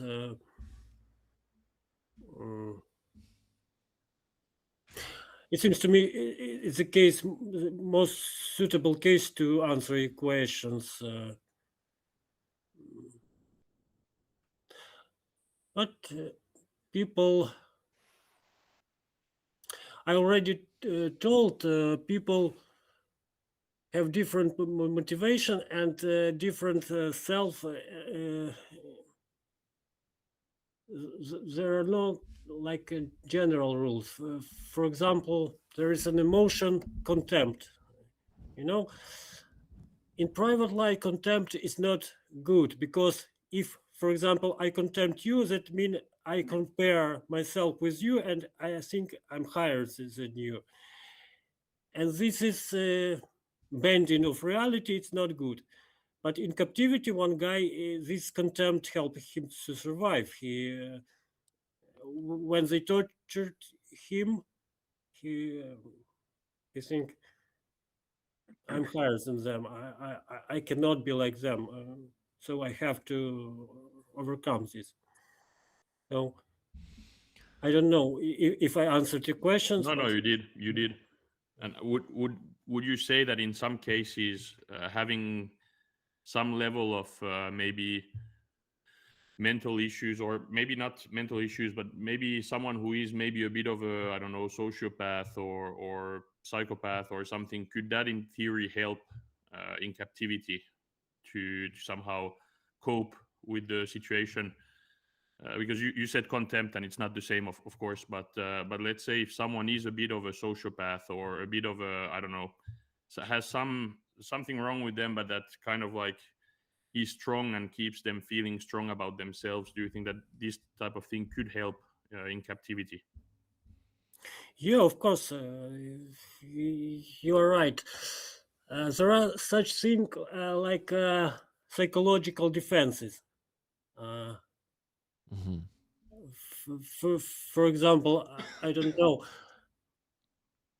if I want to invite Lila for dinner, but I'm afraid, I have shame, so I will switch my defense and, for example, rationalization, and I will say I don't need this or something like that.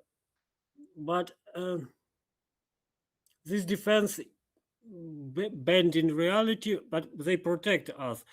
So there are such things like normal sadism, normal masochism, and normal paranoia, and these such defenses may help. 'Cause What do you mean? Like, what? Not you mean, but like, what's the essence of the term normal? For example, normal sadism. What do you mean by this? uh, How can you explain normal sadism to us who never like heard that? for example, you might enjoy when you see Russians dying. Yeah. Mm-hmm. Yeah. Yeah. Okay. Okay. Thank you. Good example. Good example. So Or that's basic. burning the top news. Yeah. Yeah. Exactly. Are you Yeah. saying that we're all sadists here, or Yeah. Yeah. Lila, you don't enjoy the occupiers being eliminated? To be honest, it doesn't give me like a joy. I'm so Mm-hmm. indifferent. I mean, because I know it's not gonna bring our people back. That's the point. I mean, I try not to find I try not to make it a source of joy Mm-hmm. in my daily life. It's Yeah. more like, oh, cool, fuck them off, and just keep scrolling the news. Yeah.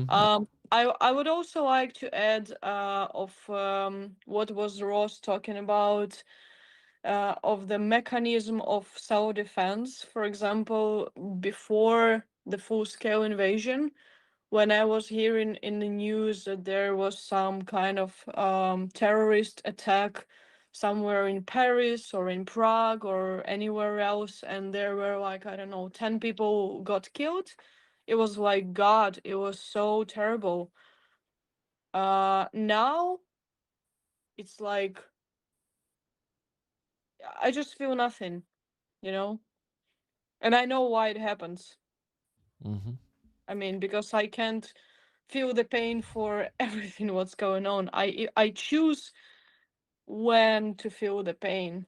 If some of people who I know got killed in action and it was like more distant person, for me, I feel it less painful than for somebody who was more close to me. And I think that can seem cruel for somebody who haven't had such a big amount of pain as Ukrainians have been living through all these years. But and I hope after the war is over, we will hopefully be be able to at least go back to the like the normal state of mind. I'm sure it's not gonna be 100% because we're not stable. We are always like changing, and that's totally fine. But yeah, it really helps.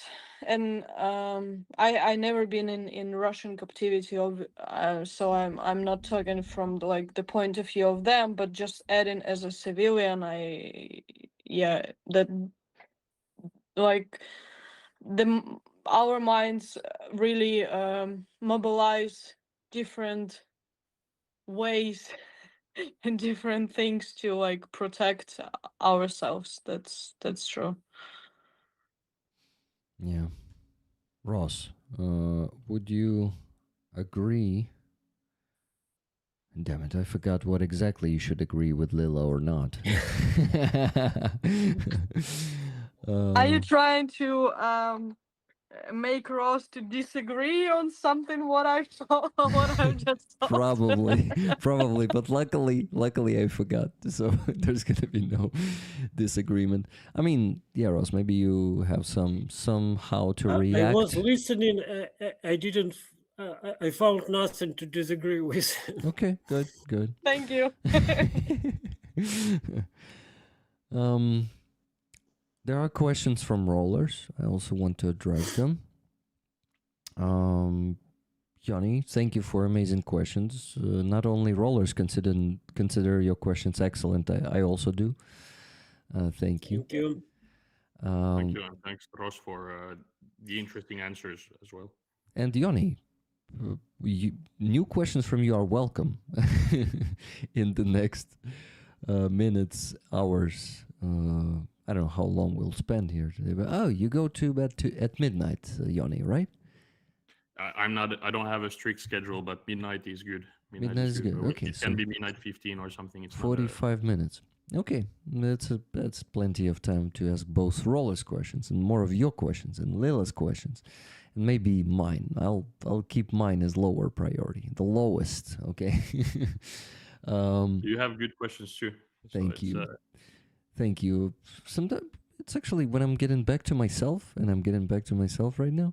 I'm becoming a better, not an interviewer. It is like more like a questionnaire. I don't know how to call myself, the person who asks questions. Okay, so the donations we got. I actually didn't mention only two. That is Laura S, $200. Tickets 50-50. Thank you, Rick. Thank you, Laura. And €50 from Miriam S. Glad to see you energized again. Thank you. Energy is something that I missed. Good mood is something that I missed, but I finally am getting all of that back. And yeah, that's good. That's also thanks to your support, guys. Without it, all of this won't be possible because it's, right now the whole environment is, luckily I can like do all of this. I have the luxury to reduce my workload.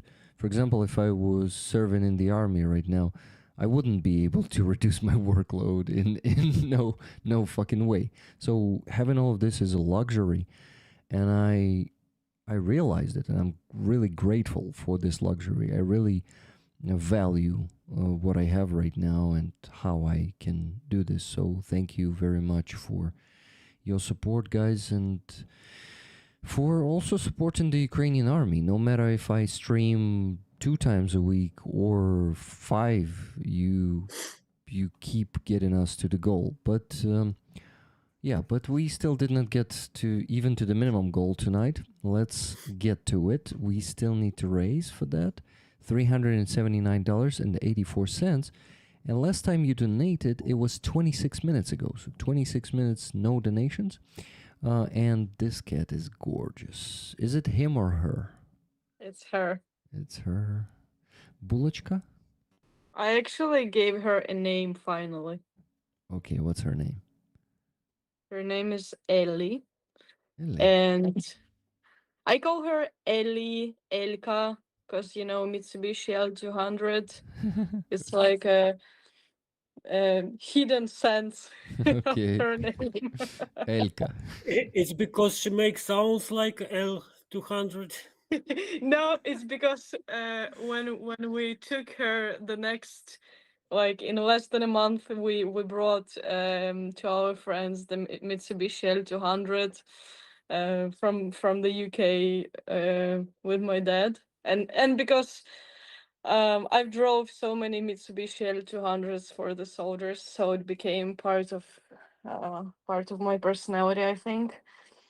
So yeah. But it's like a hidden sense. She's like Ellie. Yeah, Ellie. Ellie. I think it's okay if we call her Elka, right? Yeah. I mean, yeah, like for foreigners, Elka, it doesn't like I call the cars Mitsubishi L200 Elka in Ukrainian. Like, where is Elka? Oh, we have to drive the Elka, you know, or oh, Igor's Elka. It's like a slang word for this specific cars in general. So Mm-hmm. yeah. Okay. So that's... Such a cute cat, beautiful cat. She's gorgeous. Oh, I remember they were tiny. Yes, I miss the times, guys. Yeah, now they're huge. And I actually saw them in person. I visited Lila's place when El Greco was there. Yeah. And yeah, and they are big, especially the guy. Can you Yeah. show us the guy? At some point, I think I'll give them the treats on camera when we will need more donations. So Okay. you'll see them. Okay, guys. It's a cat feeding for donations time. Okay, guys, then donate more, please. Prepare the money, guys. Prepare the donations. Oh, okay. So I wanted to... How are your babies doing, Rick? Great. There's one standing behind this balcony door, hunting the dry food for cats. These small pieces. She's just like, playing with them, playing with food around the kitchen. And sometimes she stops next to my catching the food next to my balcony door. And then she's just eating it. So that's what I just caught her doing. Yeah, my older cat he has allergies for the dust tick. It's a pylori клещ, maybe not tick, but I don't know how you call it. Dust lice. Insect. Yeah, these micro bugs that eat. So he is on the constant anti-dust mite. They call it mite. Like mite, but spelled differently without HT. GHT? GHT, yeah. So he is on the constant anti-allergies treatment, and this is why it actually started improving. It got better, and then we thought, okay, then we will reduce the dosage of the daily dosage of, and we consulted with the doctor, of course, and she said, oh yeah, if it's getting better, you can reduce the dose. We started reducing it, and he started licking himself to the skin, or again. So we we are like, okay, then we need to slow down. But it's a long process, but there's a chance that he will even heal in time in a few years. Oh. Yeah, because this he's getting through acid therapy. That's the boy. Oh my god, he's bigger. Yes.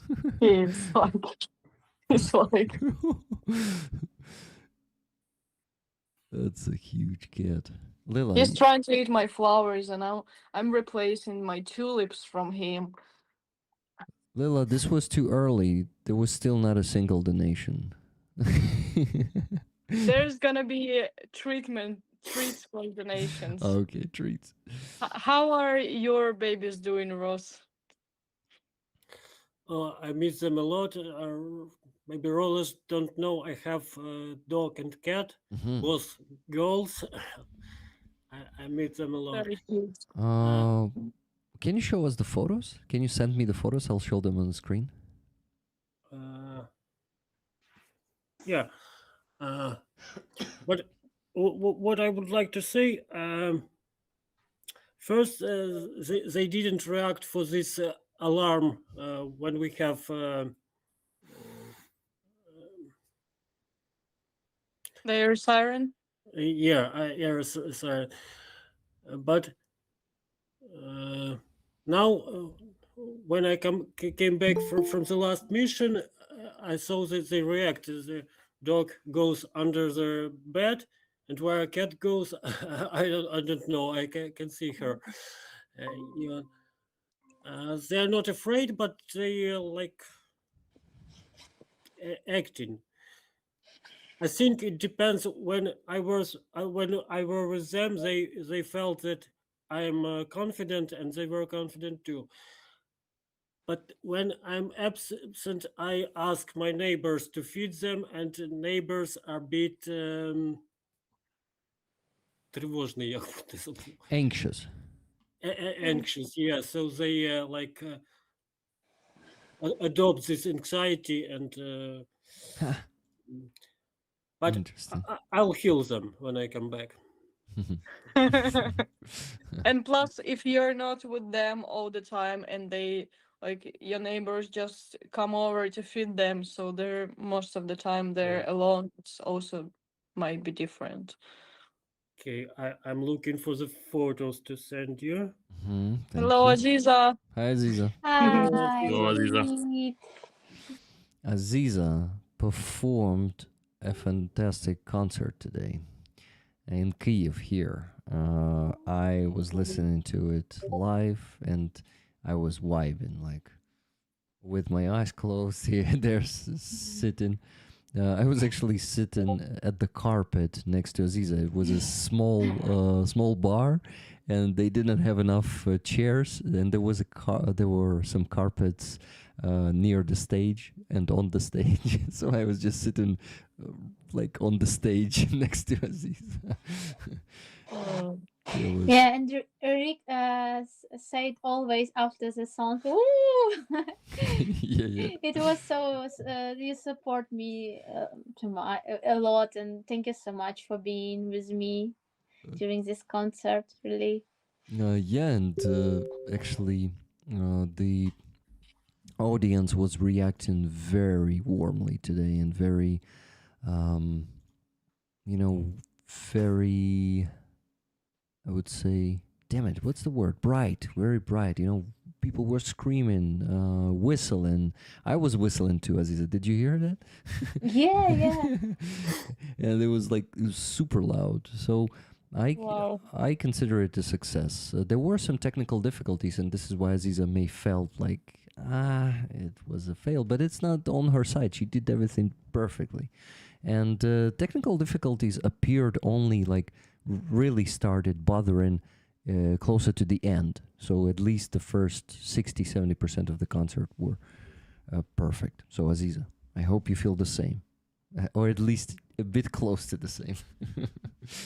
Oh, I feel in general that it was really good because of people, because of special moments. But for the for my work, it was hard because of these problems with because before we have this sound check time, and it was also a lot of difficult during the sound checks, and it was a little bit like when when it doesn't work, it's make me more nervous, you know, when you cannot be sure that everything will be all right because of some like mistakes by organizers or something like this. But in general, I'm really happy to be in that time with you, with the people, and it was also experience with my new keyboard. So it was very, very important for me, because without practice, you cannot be better. Yeah, and damn, the new keyboard sounds just. I don't know how to describe it. Magnificent. Yeah, that's the word I would use. This new one, it has some awesome, like deep synth wave presets, and Aziza is using them, and that's my favorite. Not only them, also piano, like the original piano sounds amazing. Plus the bass one that you use, that's also very, like, I would call it unusual, and it really is something next level. And not that many words I can use right now. It's my bedtime soon, so I'm getting tired. Thank you, Rick. You know how it's important to hear your feelings about the concert, because it's important feedback from me. Because sometimes I cannot understand what happened. Well, I'm sure that other people who were there can confirm that. And they did today, right? Did you have people comment to you after the concert? Yeah. A lot of people came to me with good words, and a lot of videos in Instagram they shared, and technically would tag me, and it's also for me mark that they like it. So it's like I'm happy, because when I'm prepare myself for the concert, I always like pray, or like prepare myself to do everything to touch hearts of the people, to do the best my work, to share with this messages to the people. And sometimes I'm sad that I could not, because of some problems, make it better. But the people are very kind, and feel a lot of gratitude to them.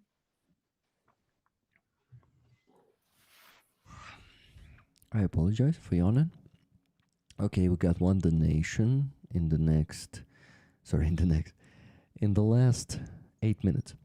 Well, technically in the last 40 minutes. Yeah, in the last 40 minutes, only one donation. So, guys, you need to speed up. Let's do it. I want to go to bed earlier tonight. Like at 1 a.m., I would like to finish the stream. So, $30 from Melissa Kane. Thank you for the great stream. Much love and respect to you, Rick, and our amazing guests, Lila, Joni, and Ross. We see and feel your big hearts. Slava Ukraini. Героям слава. Героям слава. Keith and Melissa, tickets to Rollers. Let's play the match game and get this goal smashed. Guys, $30 donation and a match challenge. Please match Keith and Melissa with $30 or more or less. It's okay. The match shouldn't be exactly the same. But Melissa added after that, much love to Aziza too. Her concert was amazing. Yeah. Aziza, thank you for that concert. Okay, Rollers. So that's minus 30. We still need to raise at least, I repeat, at least $349.84. And we have plenty of time for that yet. So keep donating. But But there was some but here. What? What did they do, Lila? No, I just so as I went to bring myself some water, I just now saw the picture of Ross babies. Yeah, cat and dog. I was showing Where? them. On the screen. On the screen and on the other Yeah. device. Check it out. Yeah, 1.5 minutes ago, because I have my phone for the stream and then to read the chat on a laptop. In the chat. Yeah, yeah. Oh, Yeah. you like rollers now can see the picture of your dog and your cat Ross on the stream, Yeah. Perfect. and Well, they're Animals writing are popular. comments. yeah. They are. I They also, are, and I think there's probably gonna be a battle about who is the dog and who is the cat person. I thought you will say who is the cat and who is the dog of these two on the picture. Good question as well. Good question. Awesome tulips there. You know, though. when I have clients at my house, I have cabinet. Dog always sitting with the client. She helped me to run therapy. Does your dog have the therapeutical character? Therapy what? Therapeutical character. Це такі терапевтичні є коти та собаки, які, типу, максимально флегматичні, і вони до людей тягнуться також. І типу, можна терапію разом з ними проводити. She's not phlegmatic. She's very communicative. Yeah. Like she reflects emotion of person. Does she start? I can confirm that I've met her. Ross, Both of them. does she start barking when the client is angry? Actually, no. Interesting, because reflecting the emotions. I thought maybe she is reflecting that in that extent, like started like being angry. Maybe we were lucky. I don't remember angry clients with her. Got it. Okay. So what are their names, Ross? What are? Their names. Dog Knopa and cat Busa. It wasn't me who gave that name. Actually, their previous owner died, and he gave those names. Knopa and Busa. So you adopted them from the previous owner? Yeah. Was it your friend, family? If it's not a secret. It was a friend, and I knew him, and animals knew me. So I think it's better if they would be adopted with someone who they knew already. It's less traumatic for them. Yeah, indeed. And we are okay. They are so cute. Guys, there are 3 photos actually, so let me show you now the photos of Ross with them. So here's Ross with Busa. Yeah, she's cool. And here's him with Knopa. She's also cool. Are they doing fine together? Like, are they friends? They are friends, but sometimes they fight. But it's not serious. It's like they're playing like that. Two women, they have to fight sometime. Yeah, got it. Okay, Andrea says thank you. Yes, Ross, that is so logic and such a great gesture to keep them. Yeah. When did it happen, Ross? When did you adopt them?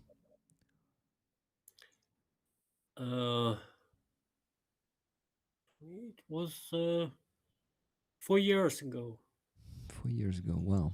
So in the beginning of the full-scale invasion. Yeah. Uh-huh. Okay. It's Not exactly in the beginning, but yeah. I remember it was summer summer 2022, it seems. Right? because the owner died in summer. Yeah. Yeah, right now, I already say beginning of the full-scale invasion for the whole 2022 because it's like when it's 4 years, when it's going for the fifth year, all 2022 for me is the beginning of the full-scale invasion. This is why I'm like, it was such a long time ago. Well, life changed so much, and in many ways, it changed. Maybe it sounds so strange if I say changed for the better, because in so many ways it could not, like it didn't change for the better, right? But at least we can value this life more, and we also found a lot of very good friends, and a lot of people were able to do really kind things, really kind deeds, and make a change. So there's something good that was given to us with it. This reality was like a test. We saw everybody real. Mm-hmm. Yeah, Mm-hmm. agree. Yeah, I also agree with you. Basically, all masks off, right? Yeah. Just One of my teachers is saying that war doesn't change people, but it it take masks off. mm-hmm. Yeah, it shows who people really are. Yeah, Yeah. I agree. Well, guys, I got a couple more donations. Let me mention them before we continue, because I probably want to give the microphone to Joni now, and so he would ask Ross a few more questions, because I assume Ross will leave us soon too. At midnight, Ross? Two? What do you think? We'll see. I don't have strict restriction as to time. Okay, We'll good. see how I feel. Okay, awesome. Then for now, no limits. Mm. Limitless. I managed to sleep today during the day. I mean, so now I'm okay. Lila, did you manage to sleep during the day? I did. I slept like for half an hour and then I had totally no wish to wake up. Just it was just before the stream and I was like, no. I told you I'll come over Thank you and I very did. much. I haven't even had time to wash my hair. That's why I have it now collected, like imitating the clean hair. It's very cool that you can talk about this like that. I like it. I mean, I have this I can wear like if I'm in conditions of I can change my clothes like I don't know for some reason uh, I'm super easygoing without like no makeup and something, but like freshly washed hair, it's something super extra important for me. It's like that thing which makes you feel great, and when your hair is not freshly washed, it's like something is not so right. mm-hmm. I think all of us have this some things which are extra important and other things can be like if I have to wear somebody else's clothes or whatever I'll do it, or somebody else's shoes whatever, or no makeup, it's fine, but hair but not tonight. I really had no time. I planned to do it but I had no time. Okay, let me address some of the questions from rollers. Our awesome moderators were saving the questions in the Discord? Yeah, in Discord. So, the one from Kathy S. Question for Ross. Does he think Ukraine is providing adequate support for POWs and soldiers? And what is the hardest thing for POWs to adjust to after captivity? Can you read again? Sport for Not sport. Support. support. Support. Does he think Ukraine is providing adequate support for POWs and soldiers? Let's begin with this question. POWs, prisoners of war, you know that, right? Mhm. For prisoner of wars, for sure, yes.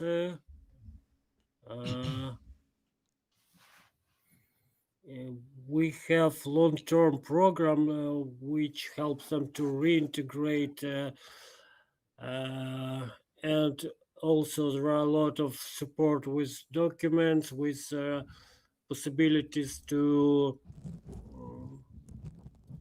visit other hospitals, medical support, etc., etc. So for them it's okay. And for soldiers, other part of question. Yeah, I think it was soldiers. Yeah. Yeah, soldiers. For soldiers, as I already told, it depends of type of. I mean, army or national guard or special operation forces. It depends. There are not equal system which is equal for everyone. So in some brigades, this support is enough. In some, is almost absent. So in general, I would say it is not enough.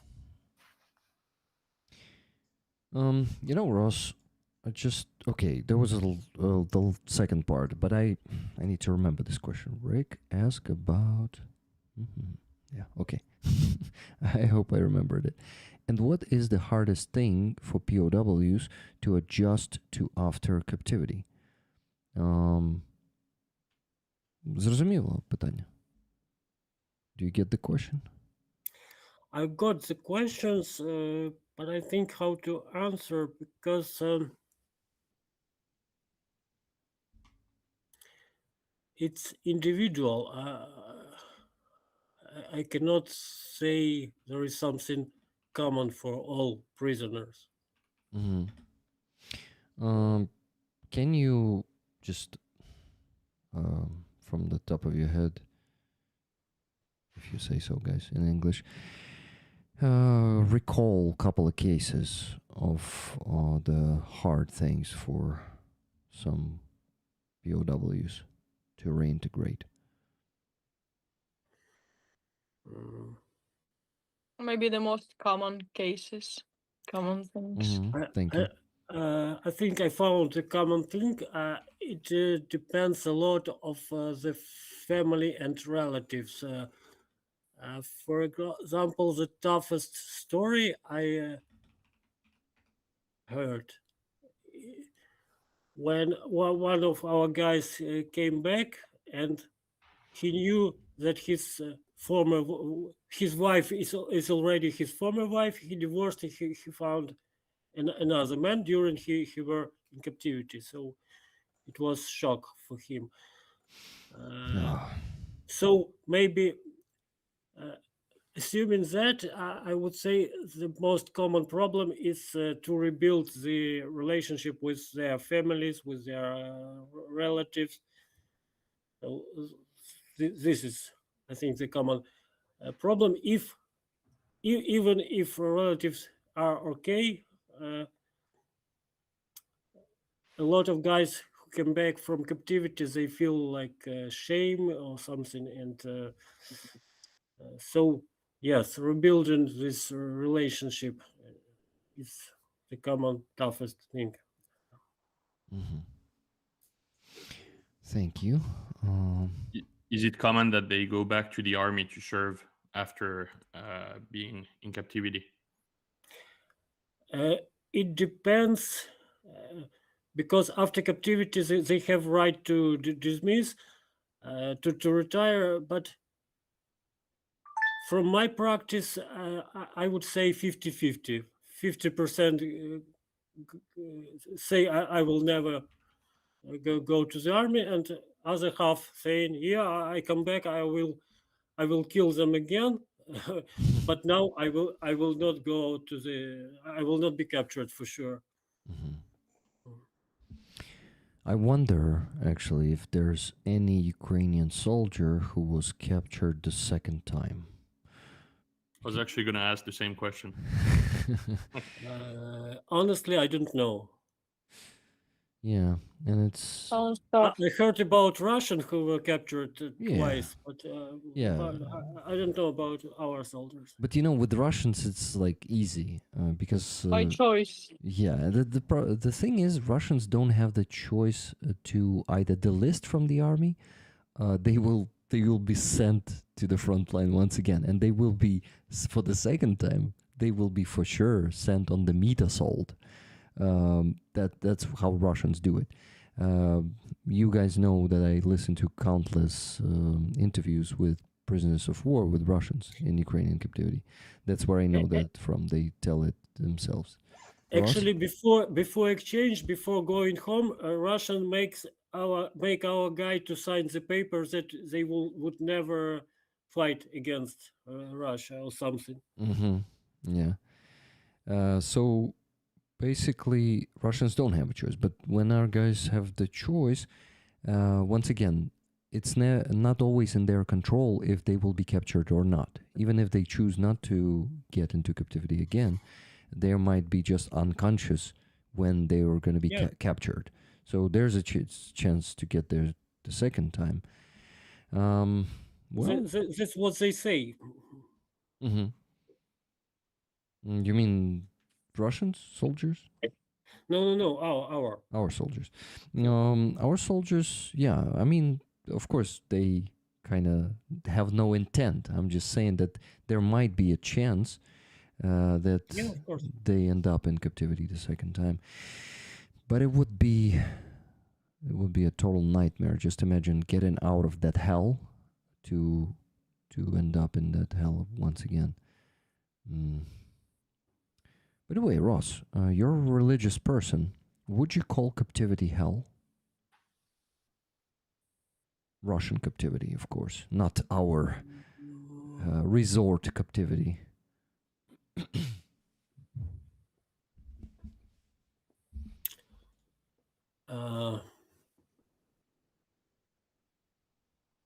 A tough question? It's a very tough question. So technically, it's easy to say yes, but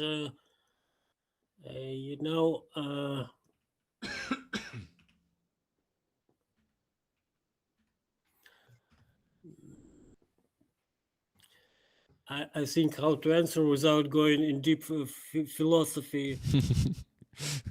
Why not? Maybe we should go to the deep philosophy. Maybe it's impossible because the definition of hell is philosophical. Philosophical. Is it I philosophical? think hell,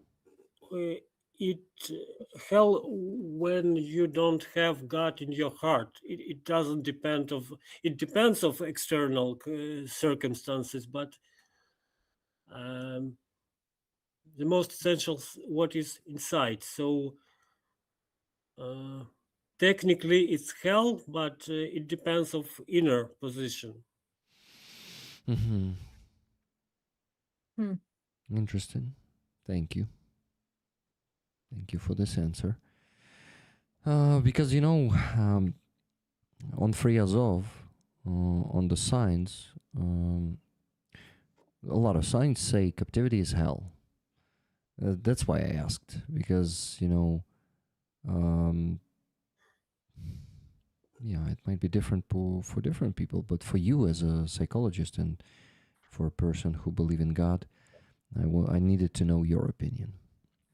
So, yeah, if you guys want to add something to it, would be nice. I remembered when I used to be soldier and my first missions, and a lot of guys took grenade for yourself, so called, not to go to the capture. And so if there is a danger of being captured, to kill yourself. It took me a lot of time. I was thinking, should I take this grenade for me or not to take? And capture was my biggest fear. I was not afraid to die, but I was afraid of capture. But I decided no, I would not kill myself. I will do everything not to go to capture, but I will not kill myself. And fortunately, and thanks to God, I avoided this. Yeah, I'm actually happy for you. But it's no, it's interesting to think about it in theory. But when you have to take decision, do I take this grenade or not? And it's very tough choice. And in fact, you don't know how you will behave. So I might think that I will not explode myself. But who knows if I were in this situation? Yeah. But I want to believe that I would not explode But myself.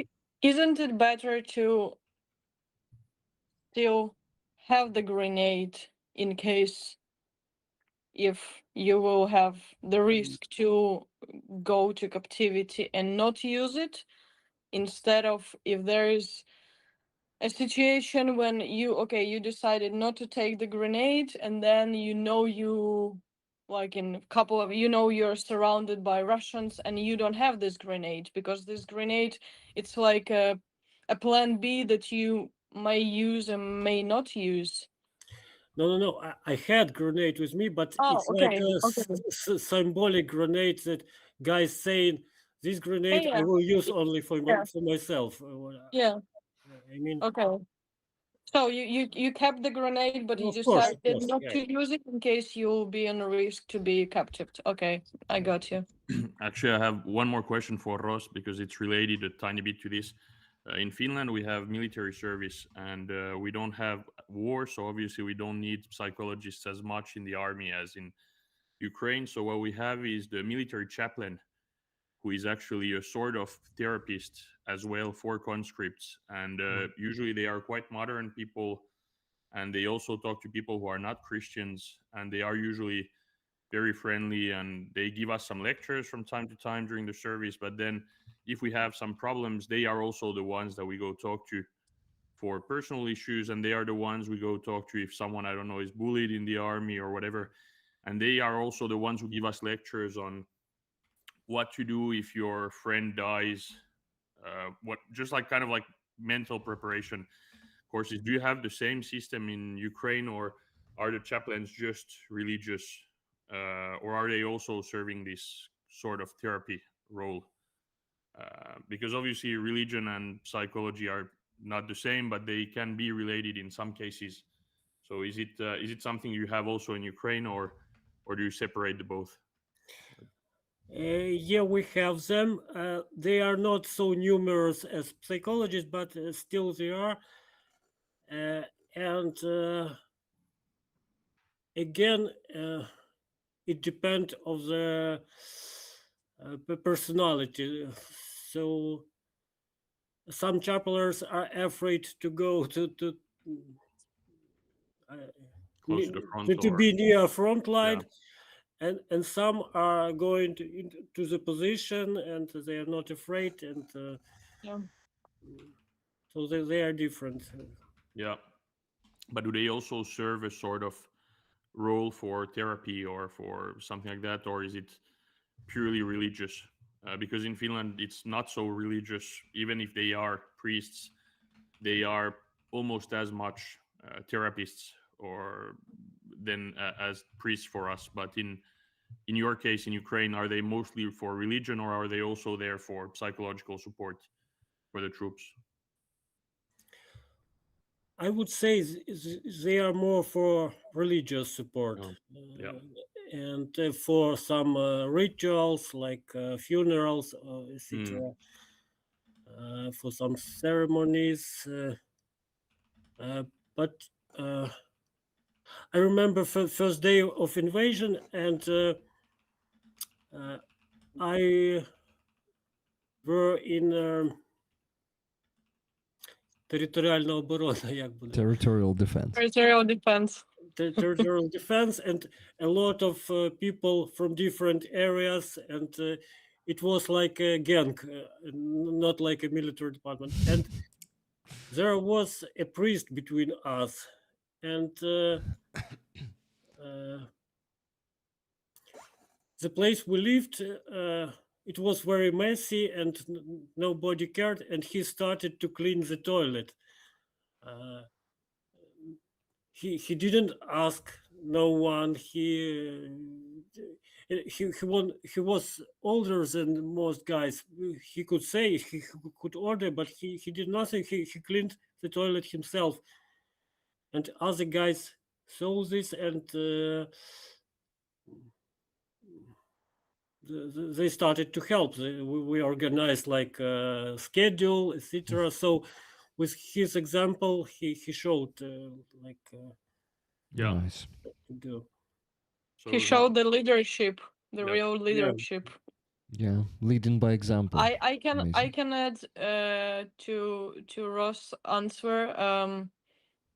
I was visiting the wounded soldiers for like 2.5 years in the hospitals, and we've met some chaplains there, so they were given like psychological support. I don't know if they were psychologists by the studies.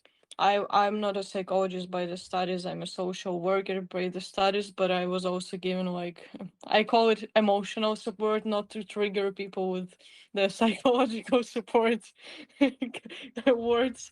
But yeah, it's, I think they're like, yeah, there are cases where you can really meet them like very close to the frontline areas where they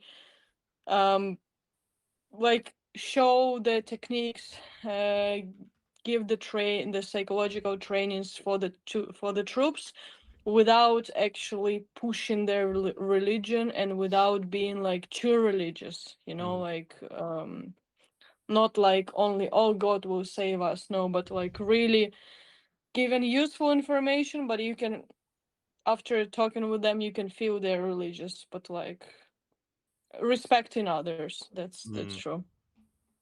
Mhm. Guys, I have good news. Ross, you could be also like, as you're religious, you could probably also be like psychological chaplain. 50-50. Combination of these two things, right? Sometimes I'm joking that our Ukrainian church has to pay me salary because I do a lot of their work. Oh, wow. What kind of Like, their do you? work? Yeah, that's interesting thing. But Lila, you saw my post on Facebook, and I One.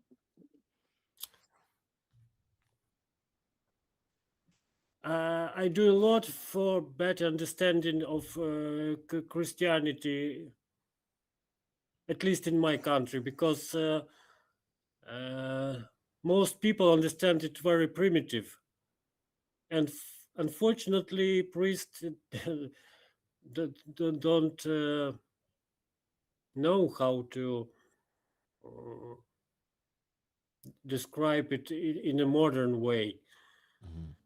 They use like very simple metaphors like 100 years ago, but and young people think that it is so primitive, it's so stupid, and but there is deep philosophy inside. That's what I'm trying to bring out to show it. I think there is also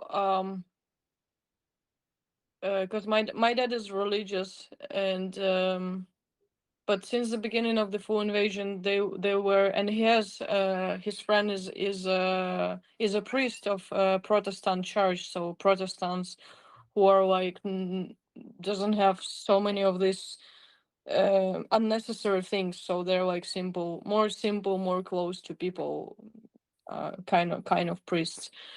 And there were like questions like why this war is happening, and like the eternal questions of why these amazing soldiers dying and being killed in action. And um I'm I'm not asking you like this question because you're not a priest, but I think lots of people who were strong believers, religion people before the full invasion started to adopt their religion after the beginning of the full invasion. Like how could God let this happen? For example, the most common Булочка! The most common question. I'm sorry, my cat is trying to destroy my purse. Just 1 second. He just wants attention because I'm talking and I'm not giving attention to him. Come here. So yeah, what do you think about it? How can you, I don't know, your thoughts or explanation or your opinion about it?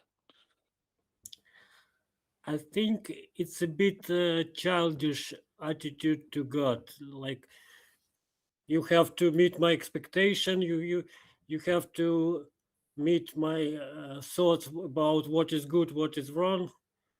But we cannot see all picture. Let's say. Um, it's in fact it's very old question. In Middle Ages there was землетрус, earthquake Earthquake, yeah. in Portugal, and during this earthquake a lot of saint people and a lot of children in church died, and Catholic priests started the discussion why there were saints, they were children without sins. Well, Yeah. why they died? So there were a lot of discussion, and um,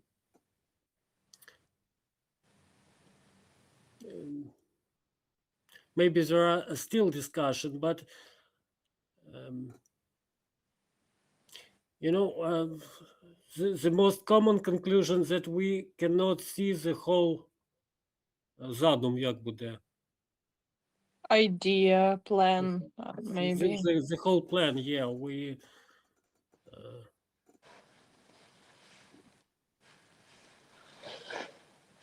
I know I've asked you quite a provocative question.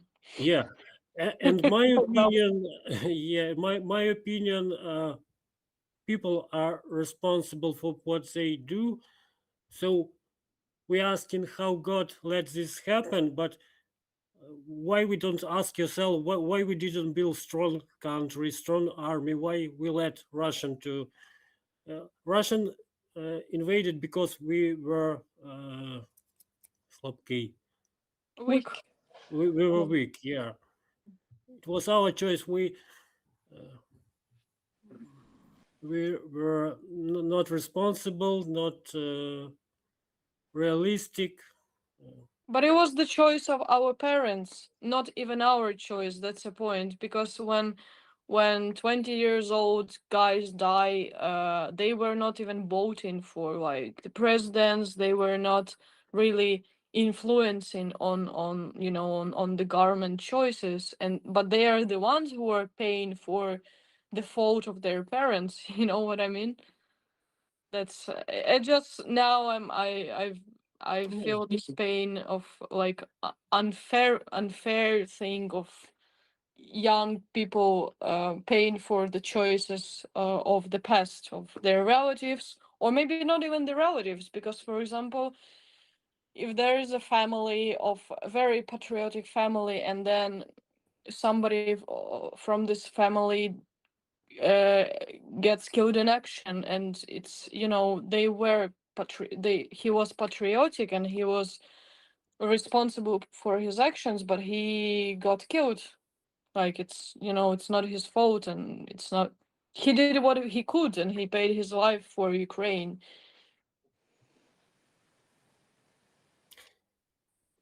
Can I add my thoughts, because um, I remember I subscribed one person. She was in Mariupol, and she like made a lot of pictures of Russian crimes in Mariupol. So she was exactly 18 days in Mariupol, more like all this time when Russian did all these crimes.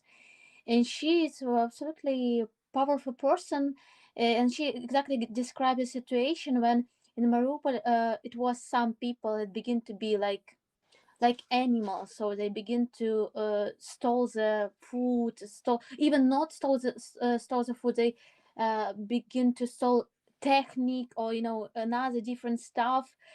And a lot of from these people said about this, that God is not exist, and so it was one side of human being. And she described her situation when they built through the community that was, for example, in the basement, and they built even rules between these people. They ordered everything like in peacefully way. So even in such a terrible situation, they try to show humanity. And she describes, so exactly in that moment when Russian, you know what they did in Mariupol, about how they shell, how they destroyed a lot of like, how they so they can hear the plan that try to kill them. And in this moment they begin to believe in God more, and they begin to pray to like. And she described it like really something that can support you in a very unhuman situation, when you have like no way to say, like no way uh, to hide yourself, no way to defend yourself. But the spiritual inner power exactly give you this peace, and this roots that can defend your defend your brain, mind. So to be not like animal, to support another person. And it's exactly in this moment when you support another person, you can feel this like power. And so I understand that it's really, sometimes it's really hard to believe in something good, and like in beauty and in absolute love, and or in God in such moment. But it's really impressed how people can be like this in such moment.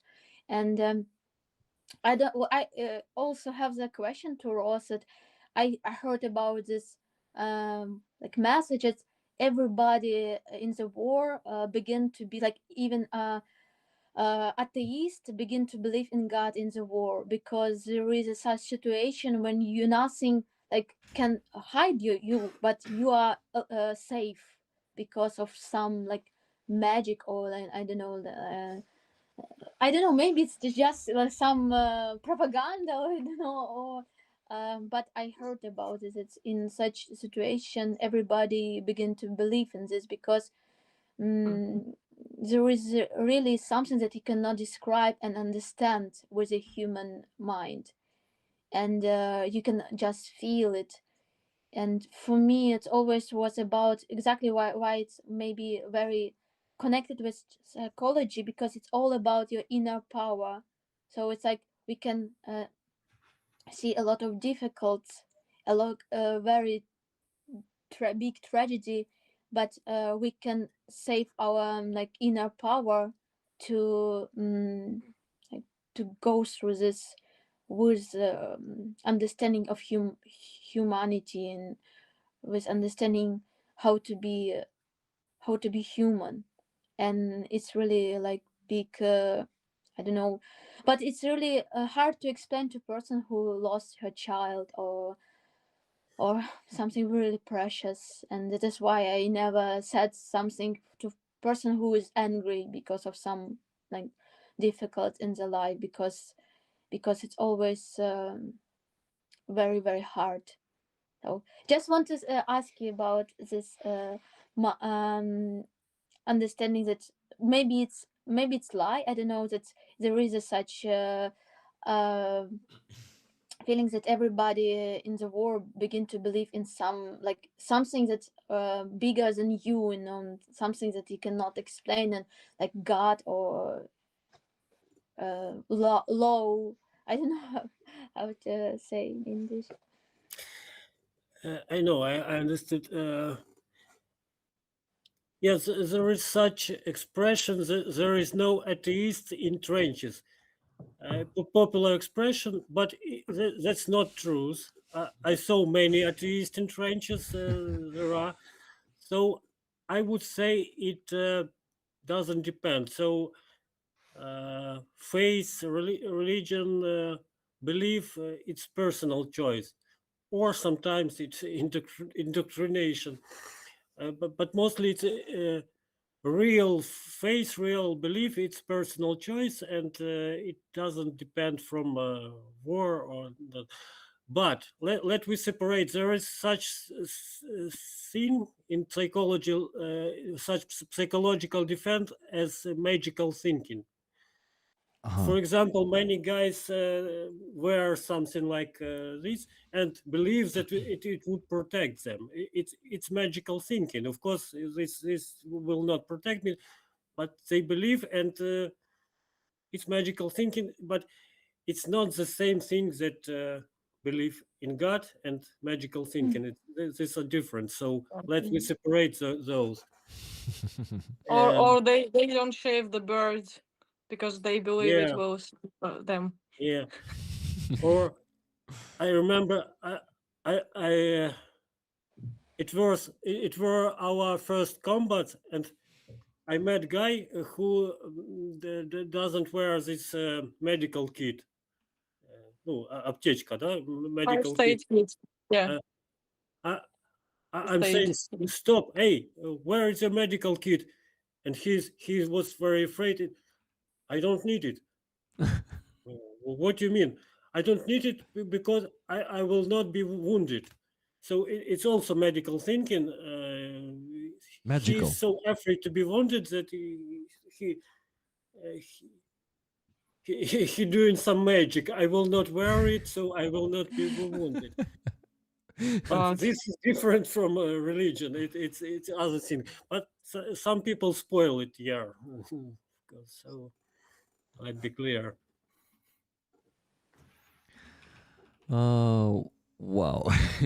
I mean, there are some stories I don't have the chance to react to, but the one that you told, Ross, when I was stepping out to the bathroom about a guy who was a sniper who came back from captivity and he was okay, like really okay. And that's, guys, that's the opinion of a specialist, of a psychology professional who can confirm that. So, yeah, and when the guy is not taking an IFAC, that's another name for a med kit. When he's not taking an IFAC and saying that he won't be wounded, he doesn't need it. That's another, like, I would say, not surprising. How do you call this? Stupidity.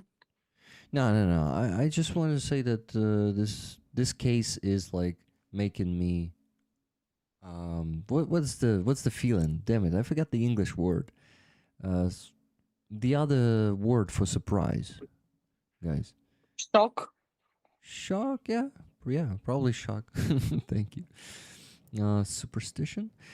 Could it be superstition, Ross? No, it was maybe for the previous, probably for the previous about the amulets, probably. Amulets. I think it's this word, this person wrote about what we were talking before. Probably. No, superstition is shit. Забобони, так. Забобони, yes. Це Та-та. Я забув українське слово. Забобони. If We we entered to such a difficult topic. no, it's interesting topic, and according to psychology, superstition is magical thinking. It's a kind of psychological defense. Somebody in the chat wrote, "Can we please?" But you know, if the person believes that amulet will help him, I will not destroy this defense. Okay. Yeah. But if the person believes that if he doesn't wear a medical kit, he will be wounded, in that moment, I was not a psychologist. I just slapped him and say, "I will kill you. Just take this fucking kit and go." Good. Because you probably knew if he wouldn't take his medical kit and then he gets wounded and then you will be close to him and then he will cry for you to put him your tourniquet, which is not right? So you knew it can become your responsibility. It is not even allowed according to the procedure to use my. Yeah, that's it. Булочка, ти ідеш гуляти. Все. Guys, thank you so much for the questions and for amazing conversations we're having today. Aziza, thank you for your question too. And I wanted to say that I need to mention the donations because we reached the goal, guys. Congrats! Yay! And we even got over it like massively. So What? yeah, behold, what did we get? Okay, it was like a long time that I mentioned the donation last time. Let's see. It was a magical thinking. Maybe. Kathy, did I mention your $30 donation? Kathy was matching. Guys, matching Keith and Melissa Keynes. Remember? Was I mentioning Kathy? Mentioning them? Sorry, matching them? Anyway, she matched them with $30. Thank you, Kathy. Thank you. Then Gabriel donated $10 and said, Ukrainians starve cats for money and bragging about it on social media? Free cat food for Ukrainian cats. That's funny, Gabriel. It was back then, Lila, when you blackmailed rollers a bit with showing your cats only after they donate. Yeah, then Gabriel, it worked. Gabriel donated right away for free food for cats. Thanks.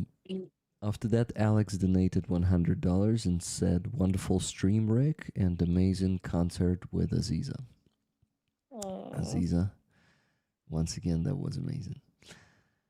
Tuna Otterson, $10. Hap, a bit extra. Keith and Melissa's challenge. It worked, Keith and Melissa. Thank you for those challenges.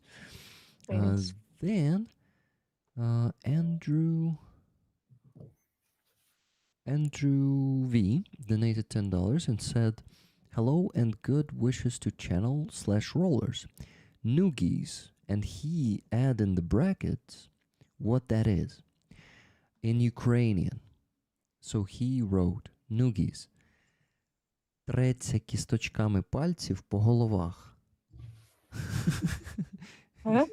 It's like, I think it's like a thing that parents do to their kids sometimes when they're like messing around, playing. That could be that. So he says, noogies of everyone under 160 centimeters. Who is under 160 centimeters? So, I'm 165. 165. Aziza, what's your height? Який мій зріст? Uh-huh. 153. So That's for you then. that's for you. Something funny. I won't be doing this to you, Aziza. Believe me. It's just like figural, no literal nuggies.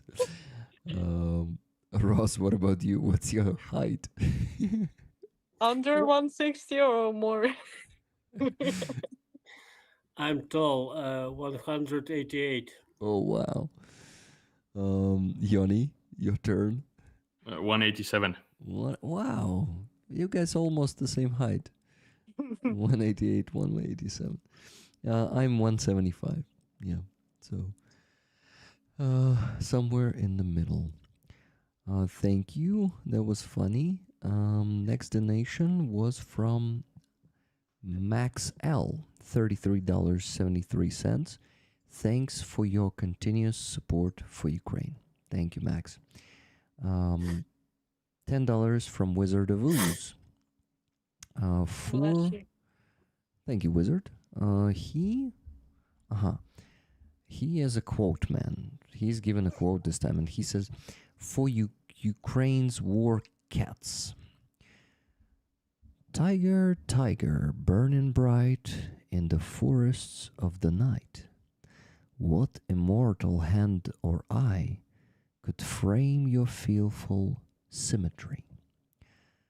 In what distant deeps or skies burn the fire of your eyes? On what wings there he aspire? What the hand there sees the fire?" William Blake, 1794, not 1974. 1794, basically almost 2.5 centuries away. Who did get the poetry? Because I have problems with understanding poetry when reading. I am better understanding when it's being sang. So when people are singing it, I understand the poetry. But reading, my brain is just like, ugh. I'm the opposite. I tried. If I would have read it, it would be easier for me to understand than listening to it. Mm-hmm. Yeah, no, okay. $20 donation from Levy. Tickets, please. Slava Ukraini. Героям слава. Thank you. Then there was a heated competition between Ozzy Chicken and Gabriel for Aziza's painting dedicated to Protasiev Yar. Save Protas. And Gabriel won it for $760. Gabriel, congratulations. So Gabriel gets the Save Protas painting. Congrats, Gabriel. He donated 760 and said, "Fair play. Almost. I'll pick up the paintings again. Thanks for the mental strength to fight for urban rainforests, even in the times of war." Thank you. Yeah, our people are amazing. Keep fighting for that too. By the way, Aziza played on one of the concerts in Protasiev Yar. That the community of Protasiev Yar defenders organized that. It was like a festival, right, Aziza? Yeah. It's really a nice festival with a lot of interesting people. It was a really great experience.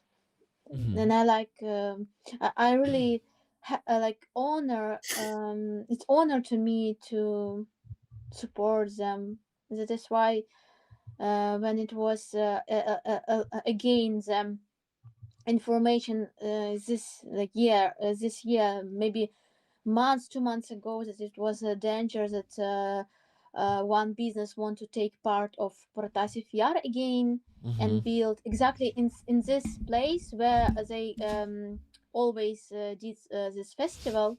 They wanted to take this place and build something, and it was like was again the work for defending this, and this why in this moment I create this art with my supporting, with my wish to defend this place, because it's really important for Kiev for Ukraine. Mhm. Yeah. Yeah, it was great there. Um, and Aussie Bin Chicken sent the last donation of $1,200. Thank you so much, Michael. Oh, Thank you, Michael. thanks. Yeah, hearts. So 20 tickets for me, 10 tickets for each of your guests, remaining tickets, 2 rollers. Yeah, the air raid siren just stopped. I mean, Yeah, the finally. not siren, but alarm. So the remaining tickets, 2 rollers. One of my favorite traits of Ukrainians is how you value all life and how much you care for the animals. Yeah, we indeed value life and care for the animals. Guys, I will go and work on the spreadsheet. You gotta ask the questions. Joni, it's over midnight now, 28 minutes, so you definitely gotta ask a few more questions before you go. or at least one. What do you think? One more question. Ro- you said you have you use your dog at your house when you have people coming in that you're working with. But when you work in the military and you work with people who are returning from being POWs, returning from captivity, do you use animals there as well? Is it common to have people who are very traumatized and who have been under Russian captivity? And is it common to use, for example, therapy dogs or things like that with them, or not so much? I know in some medical centers we use this therapy, uh, but me personally, I'm not familiar with this. And our team here, with I release from captivity, we don't use dogs too. Hmm. I don't know. Maybe we have to. We should do it. And as to my dog, I don't use it on purpose. Yeah. Just this dog is very communicative. So it just happens to be It's there. not Yeah. professional psychological dog. No, no. Like Maybe no, she will become. Maybe but she will but get usually this. clients will love her. I think a lot of people like animals, so it can't hurt. Wait, excuse me. I remember we also used horses. Uh huh. Mhm. Horses very good therapy also. It's, That's cool. and So the people just went to like pat the horses and give them food or something, or did they go horse riding, or what did they do with them? they go horse riding, and uh, I tried it first, like let's say like client, like customers. It's very good because you learn how to trust because horse is big and you Mm. do all these preparations. It's this stuff to sit on. I don't know how to say it in English. And when you are on horse, this feeling horse is very big and very strong, and you are wow. I'm driving this. No, driving is not good word. I'm Riding, Riding. riding, Yeah. riding, yeah, but like it's like you know controlling. Like, partnership and Yeah. control and trust, and it's very interesting. yeah. It is. And last question: do you also? Because I've heard, I don't know if it's something that's official or if it's just something that's said, but people say that spending a lot of time in the forest, for example, can have very good impacts on mental health. Just being in the nature and being out of the city. Do you do that sometimes with soldiers who come out of captivity? Do you bring them outside a lot, or do they mostly stay inside and work differently? Mm, for example, this place I'm now, this let's say hospital, there are very beautiful parks. There are forests. Yeah, we use it. Um, you have to understand that a bit individual also. Yeah. Someone needs sports to renew, and someone needs to go to the forest and be in Mm. silence. So it's better to have many options. Yeah, makes sense. Makes sense. And what do you think about the art therapy? Because I heard about a lot of examples when the people who are dance professional or who like work in theater, they organize such camps for veterans or for soldiers with art therapy with different kind of art. It's like, you know, like I don't know, I never were in such camps. What do you think, if it's really can help or not? What's your opinion about this? My opinion, art therapy is perfect. Because for many people, for many soldier, it's difficult to talk. I mean, even if they want to talk, sometimes it's difficult to formulate their thoughts, especially when you ask as a man, "What do you feel?" It's very difficult question for men. I think no, don't think. What do you feel? I don't know. And art therapy help to avoid these difficulties. So, and it is very helpful, yes. And also, it's good for art therapy. It's like fine motor skills, дрібна моторика по-українськи. Uh-huh. And very helpful for brain, for body, and in complex. So art therapy is great. Yeah. Oh, great! Thank you so much for answer. Thank you, Ross. Joni, maybe you want to tell us something from your life and any updates, because we didn't have the chance to ask you anything. Other than the fact that I'm having the fundraiser and going back to Ukraine in July, other than that, there's no big updates. But I can do a quick dog reveal, because I also have a dog, so I can show you how my dog looks, because now we got the money, so now we Let's do it. This is my dog. Oh, His name is Jarmo. He's 70 kilos, so he's a big one. He's Ooh. it's a Leonberg. shepherd. Leonberg. Ah, So, Lemberg. yeah. Beautiful. Yeah, beautiful Thank you. dog. Thank you. 70 But, kilos. Oh shit. It's a More big like one. I actually, I think I have a picture where I'm with the dog, and there's also my grandma and my father, but there you can see the size, because he's really big. 1 second. Just need to find it. 1 second, I'm a bit slow. But yeah, pets are the best. Always nice to come home to your pets, because they're always happy and always in a good mood. Yeah. Wait. Too many pictures on my phone. Oh yeah. I know that feel. Yeah, Oh, yeah. here you can see it's my grandma, my father, me, and the dog. Oh,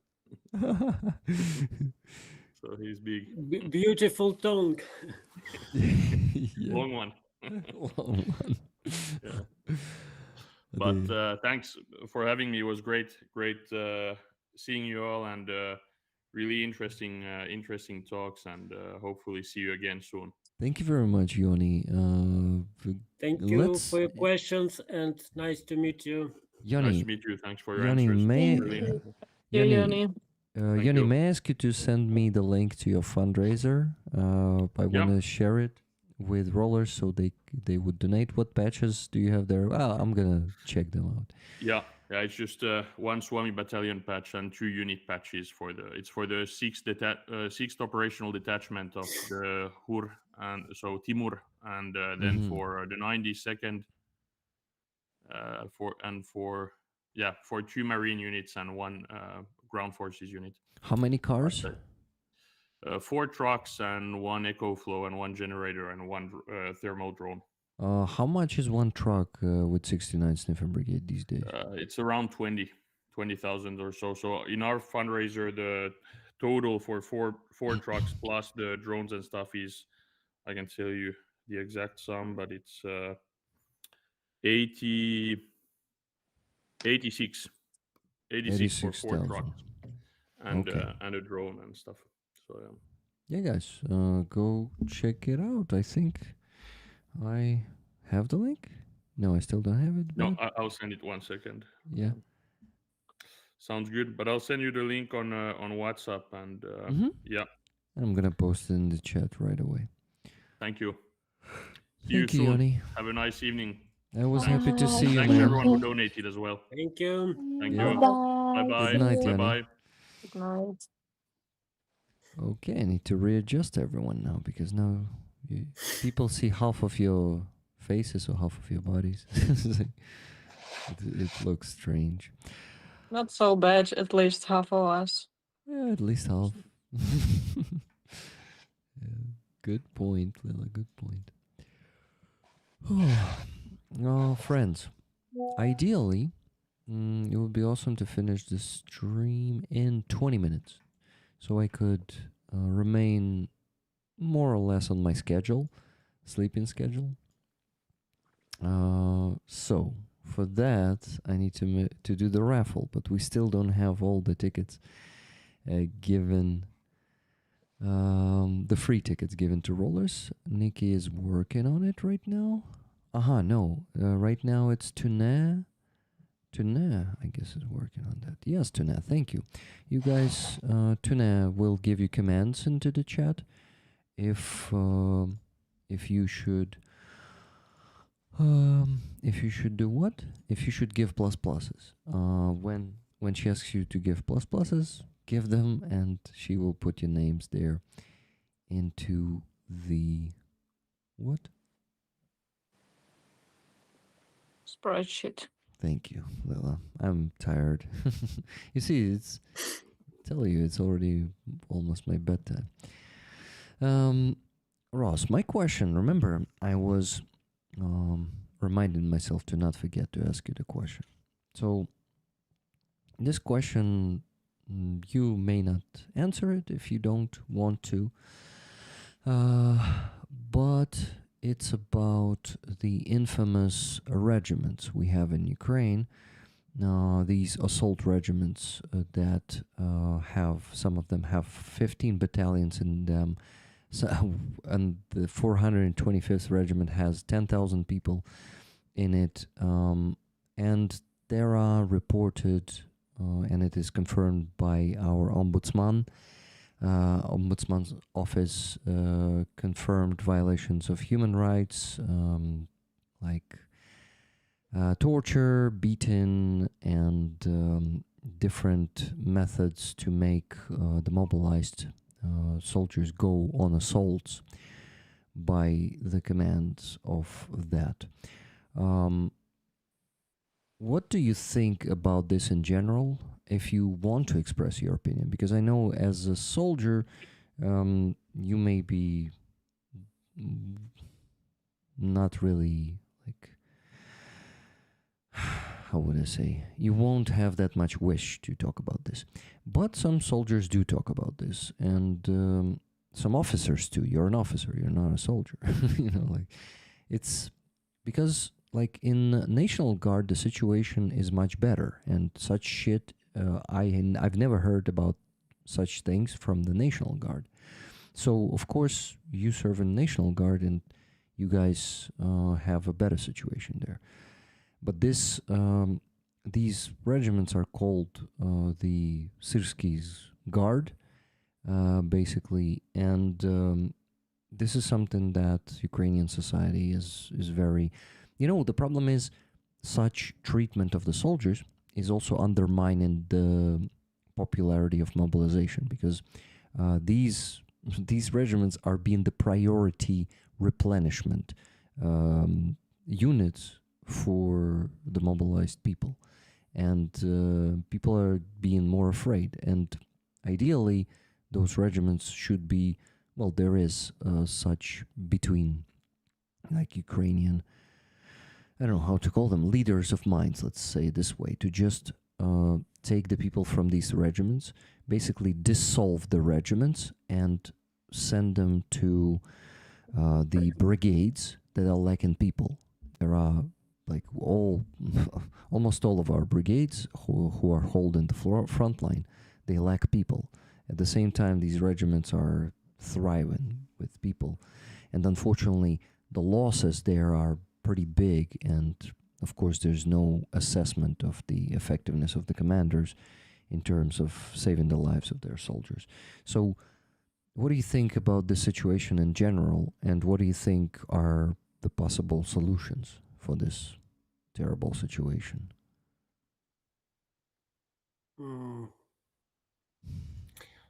There will be several parts and level of my answer. First of all, I don't have any insiders information about this situation. I heard it only from news, like you. Yeah, same.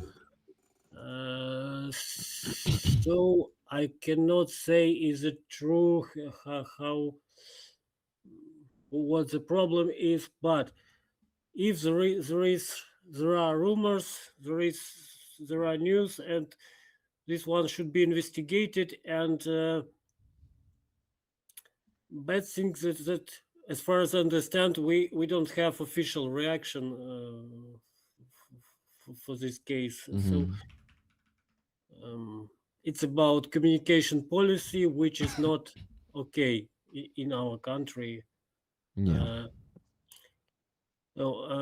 Without not knowing situation inside those regiment, I will also will not judge Sirsky or someone else. I don't know, but as psychologist, I would tell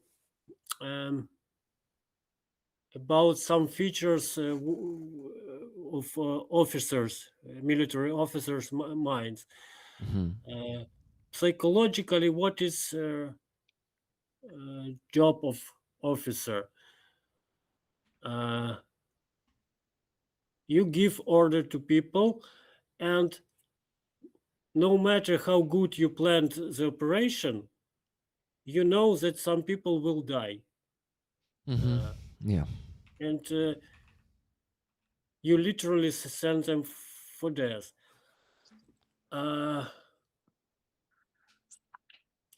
But war, it's always choice between bad and very bad. And wars, yeah. And wars, yeah. And some soldiers say, why we should fight for this fucking piece of couple trees?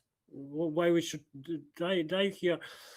But officers see the whole Picture, plan, huh? and if we will not protect this posadka or something, the enemy will enter and kill much more people.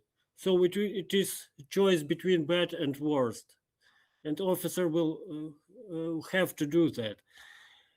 And sometimes they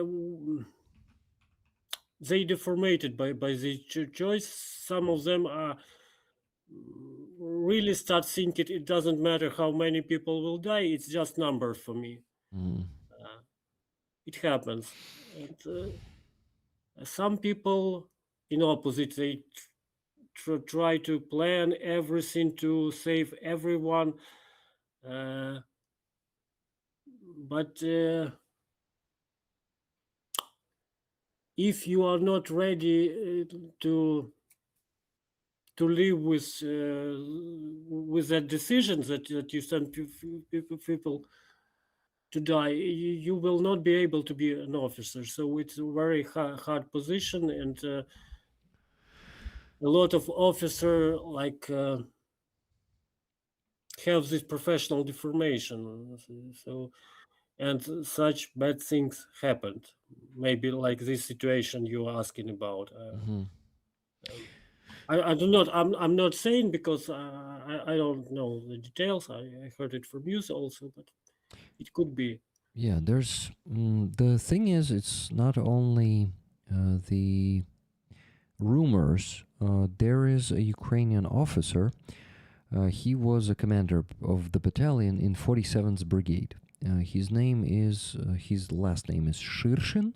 I don't remember his first name, but Shirshin, after the situation, I think it was last year or either maybe 2024.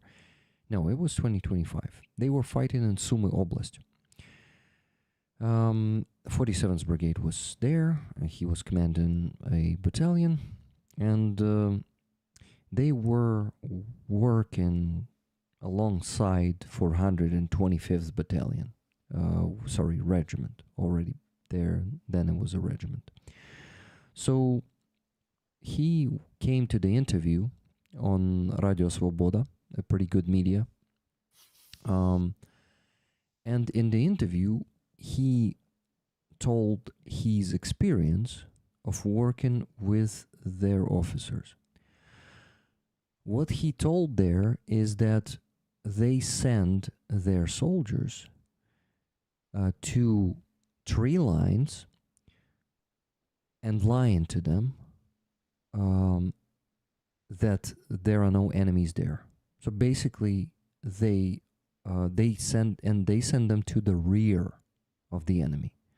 So he described a case, a case with details, how there was a position in the rear, in the Russian rear, that I understand.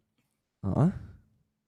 I understand. Yeah. Yeah. So basically, they sent their men into the rear, told them that there are going to be our positions there, and they knew perfectly that there are Russians there. They sent them there. Those guys cleared the position. They captured it. And 425th immediately said, "We assaulted it. You guys from 47th Brigade, go and replace our guys with your guys." And Shirshin says, "What the actual fuck? I don't have enough men. I don't have the plan. I don't have enough artillery support, drone support to get my people into the rear, go through the enemy positions, and change your men." So after a few tasks like this, from the higher command and from this experience of working with 425th, he publicly disagreed with the command and said that he refuses to follow the stupid orders that lead to the pointless loss of the lives of our soldiers. This was a pretty loud case about a year ago, maybe a bit less. And since then, he was quiet for some time, but then he started giving interviews again 3 weeks ago. It was approximately 3 weeks ago. So this is the situation. So basically, there's a testimony of the officer who actually disagreed with the methods of the current system in the armed forces. Because I know that a lot of people strive to get to National Guard, because in National Guard the methods are different and the approaches are different. This is why basically National Guard is being ahead in the future in terms of caring for men and in general, and planning the missions, and And I just told you about the methods in one of those regiments. And this is like the society is not being motivated and, getting the moral boost from such stories, such news, when officers of the brigades, of some of the brigades, are telling these stories. So here's the situation. Just wanted to add that. It's not a question. If you want to somehow answer, comment that, please feel free to.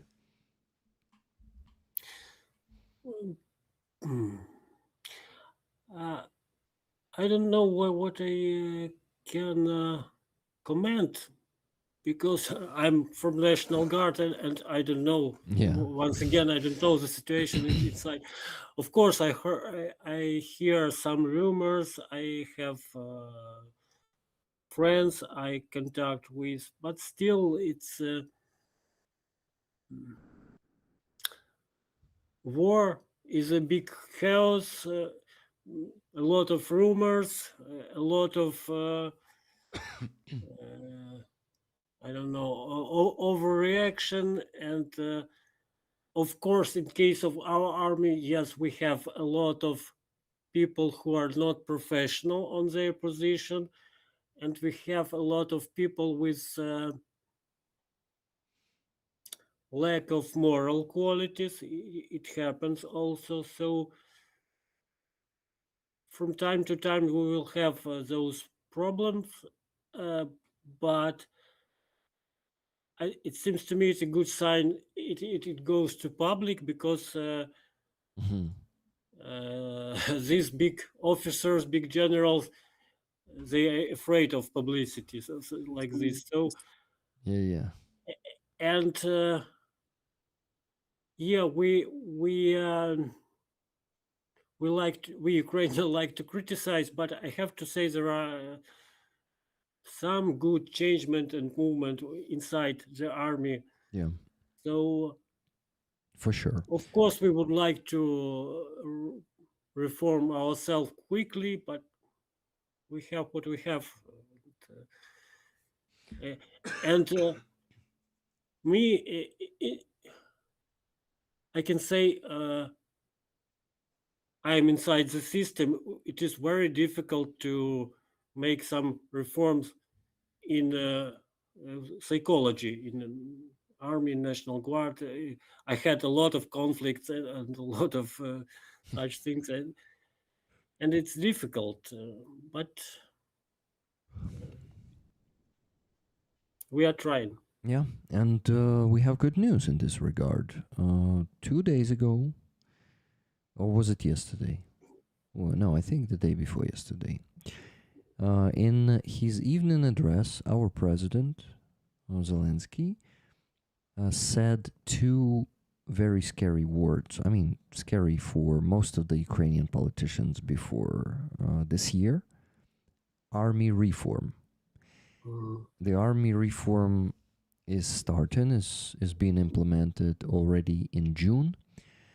That is going to be bigger salaries for the military. Minimum salary will rise from 20 to 30,000, which is not a good change, to be honest, because we expected at least 40,000, or I don't know, at least 44, 45, because soldiers who work in the rear getting 20,000 is despicable, and I mean, despicable from the side of the state to treat them like this.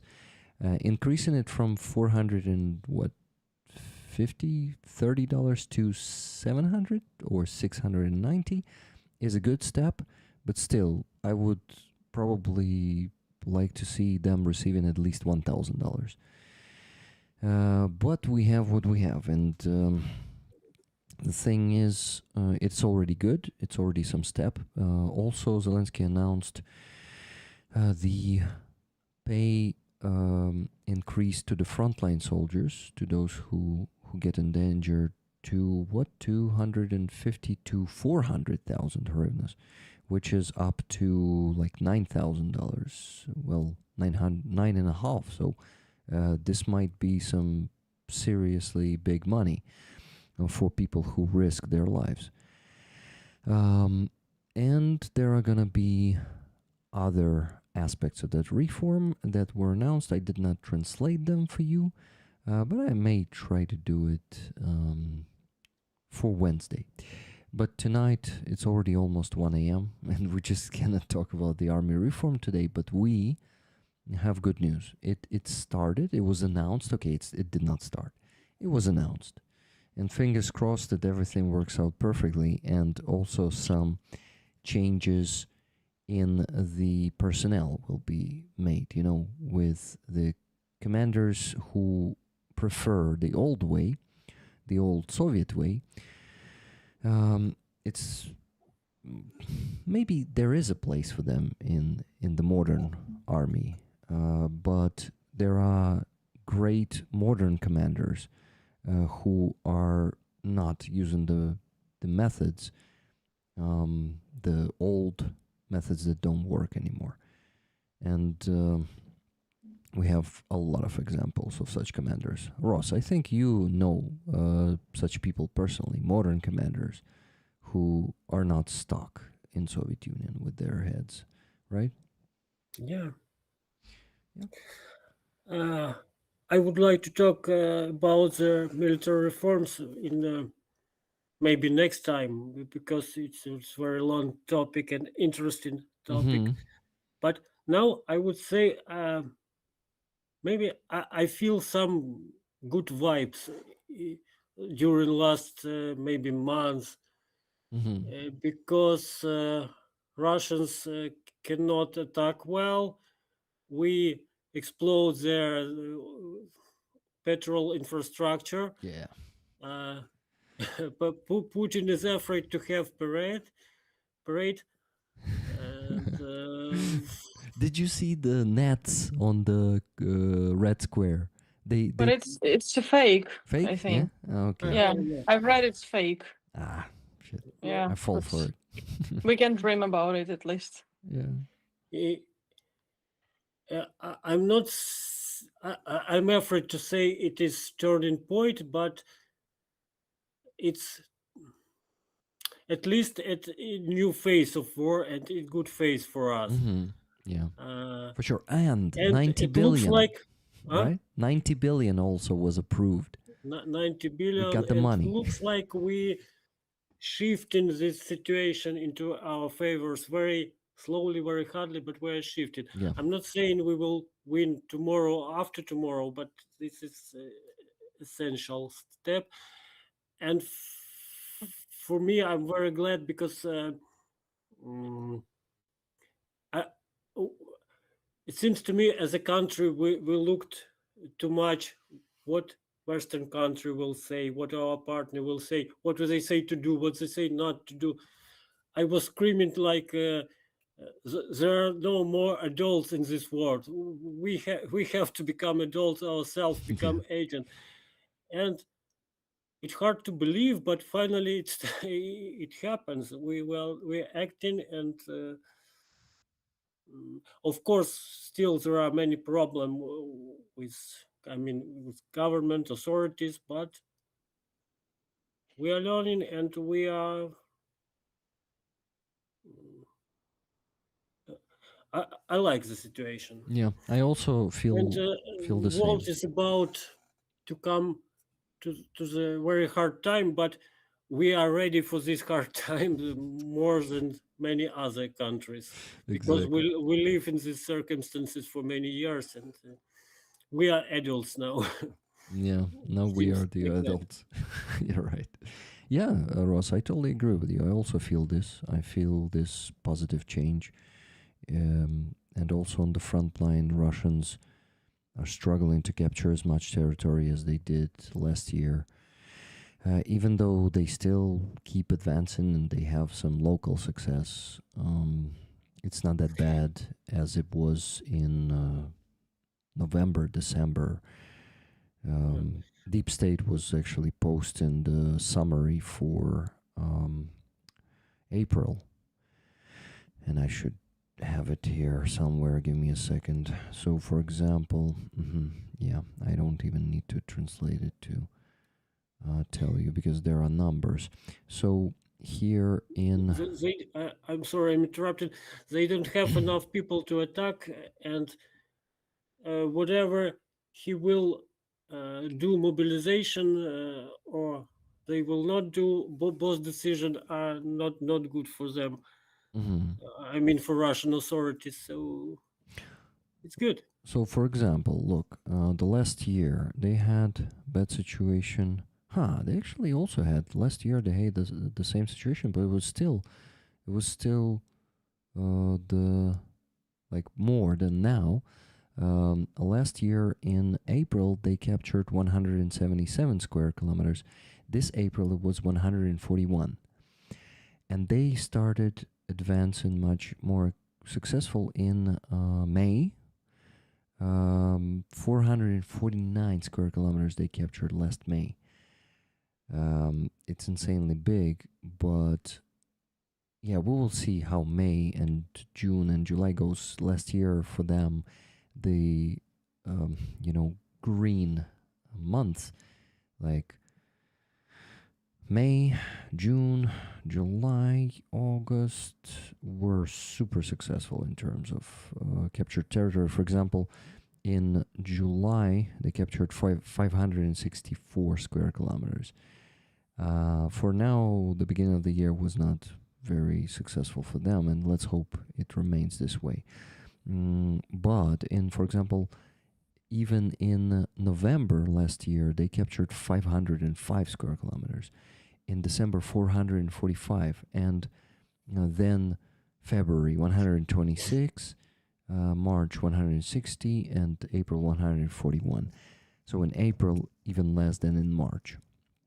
And also in Donbass, it's getting harder for them. The territory they captured, most of it in the last few months, was in Zaporizhia Oblast, near Hulaypole. They were pretty successfully advancing there. And they also did what? They also started capturing the territory on the border of Sumy Oblast actively lately. So that is a big percentage of the territory for the last few months. So they really, really slowed down in the hot points of Donbass. So their situation is definitely getting better for us, and I think the total control of the airspace by our drones. Aziza says that she cannot get back. Her internet lagged and she cannot get back. Give me a second. Were we supposed to finish it? Yeah, like 5 1 minutes a.m.? ago. 5 minutes ago. We were supposed to finish it.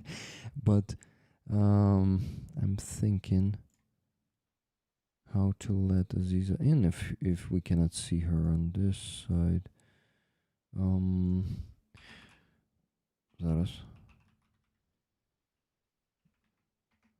I am messaging her quickly. Okay, guys, so we can actually, while we're waiting for Aziza, we can do the raffle, right? Because Tuna actually finished with the tickets, with the free tickets. And we... What am I looking for? For this patch. We can raffle the patch. Lila, we cannot hear you again, by the way. Oh yeah, because I was typing and I didn't want you to hear typing and I forgot to turn on the mic. So you muted yourself. Okay. Yeah. Okay. So I asked Aziza to restart her device. This may help. So let's see if she will able to get back. I told that and then we can go to sleep. Yeah, we can go to sleep. Me too. Thank you, Tuna, for working on the spreadsheet and finishing it. That's why I sent Swiss chocolate to the front. Chocolate is an essential ingredient to make soldiers happy. That's what Miriam said. Yeah. But it's not always enough. After 4 years of war, chocolate is not enough, unfortunately. Was just scrolling through my Telegram saved messages and I saw Tuapse burning. So beautiful. And you know, all those Russians crying that Ukrainians are writing some bad messages on their posts about the oil rain. We're against the war. And they say, why do you treat us like this? We don't deserve that. Yeah, we don't deserve that. We are for the peace in this world. I don't know why I can't join the stream, Aziza says. I will tell her, Aziza, restart the phone, please. This may help. Aziza, I'm very sorry. Please restart the phone. Oh, I did not need to type it because Aziza is watching, so she could hear me. Yeah, okay. Okay, but let's do the raffle, guys. So this week, I actually already checked. I did not forget to put any tickets into the spreadsheet.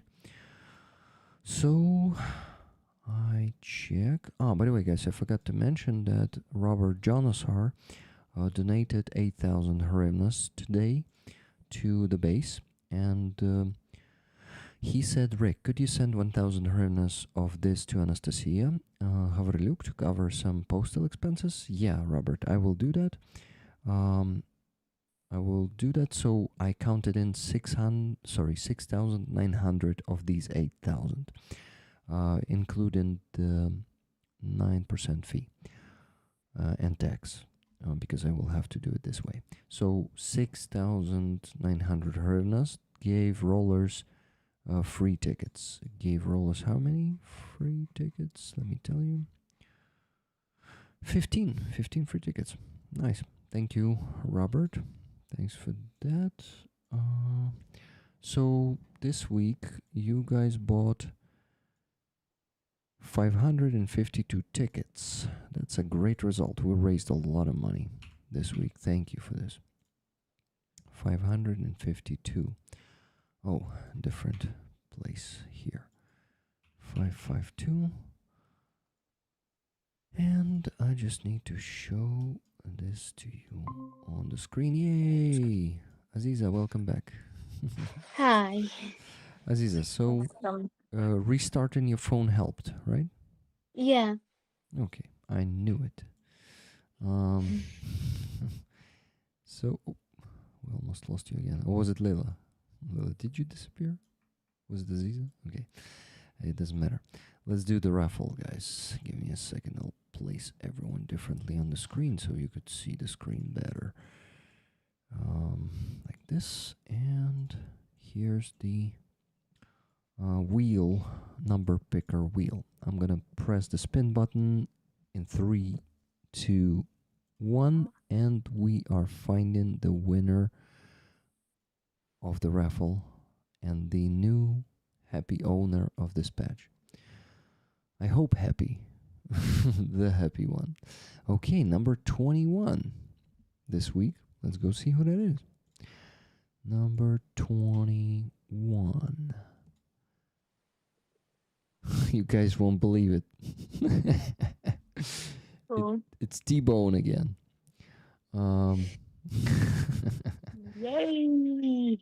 Congrats! Congrats, Trevor. Congrats. Are you here, Trevor? Are you watching? Are you accepting this patch too? He's been lucky, really. And it's not like he's not buying most of the tickets. Like, for example, this batch of tickets was 10 tickets. So there were tickets later too, but there on Wednesday it was that many. Okay, T-Bone, if you're accepting this, please let me know. If you're not watching, I will let you know there on WhatsApp that you won another patch. Congratulations. The Steel Riders badge goes to you. Now I just quickly make 2 donations that I do every week. These are what? These are, sorry guys, to Halina and Anton and to Hostomel Shelter. Give me a second. I want to color this T-Bone as a winner. Awesome. And you guys, damn, so close. Woo, tuna. That was Leah B's message. Before that, I wanted to mention 2 donations that I already counted in, that I put into the spreadsheet, but I did not mention them. First one was from Yola Wagons, $65.10. Hello, Rick. It's been a while. Hope all you rollers are doing good. Slava Ukraini from Yola Wagons. Thank you very much. Or Swagons, probably. Swagons, not Swagons, because this word comes from the word swag. $100 donation after that from Tracy Ocean Fire. 7 tickets for rollers. 3 for me. Thanks. Thank you for that. Okay, let me tell you how much we raised today, guys. It's a big sum of money. I warn you. Oh, wow. $4,998.99. So we are just $1.01 away from $5,000. Just imagine. It's a very good result.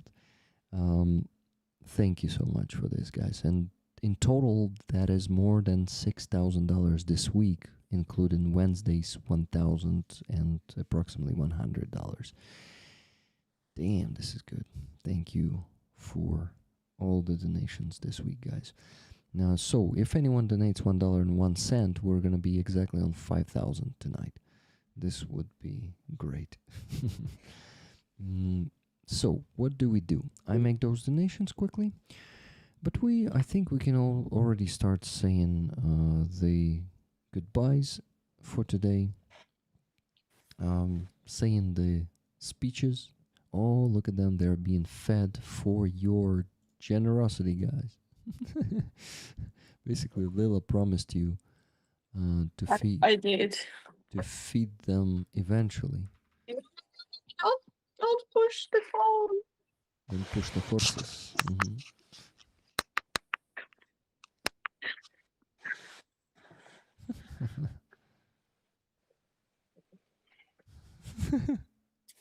Okay, just don't eat my Fingers? Okay. Am I allowed to go to sleep? Yes, you are. Ross, thank you so much for being here today, for answering all the questions. This was a very interesting conversation. It was very cool stream. Psychology, religion, army, reform, and we finished with good vibes, which are in the air. Yeah, totally. Ross. Was nice seeing you, by the way. Thank you too. So you can always invite me again. I mean, not always, but I try to be available. We need to talk about the army reform now, so soon I will invite you again. And to the audience, prepare new questions about psychology, about anything. Ross, thank you so much for helping us raising so much money tonight. I'm sure without you it wouldn't be possible, so thank you for this. It was a great conversation. Thank you too. Damn, they're cute. Okay, so have a good night. I gonna. Thank you, Rose, for your thoughts, your supporting, your understanding of this time. It's always a big honor to speak with you and to know something new from you. Thank you too. Good night, Ross. Thank you so much once again. Good night. Thank you. Bye, guys. See you. Bye. Bye. Sweet dreams. Are made of these cats. They're like piranha. Ah, piranhas. Yes, they're piranhas. Okay, enough. Okay, Lila, there was a question that I wanted to address you, even though it's late already and we need to go to sleep. I have to ask it. Can I see it, please? Thank you. Uh-huh. I have to all ask ears. it, but give me a second. I need to find exactly the question. How is Lila doing? We learned she had some dark times behind her. Hope she feels better by now. Lila, how are you? Avoiding social media. You know.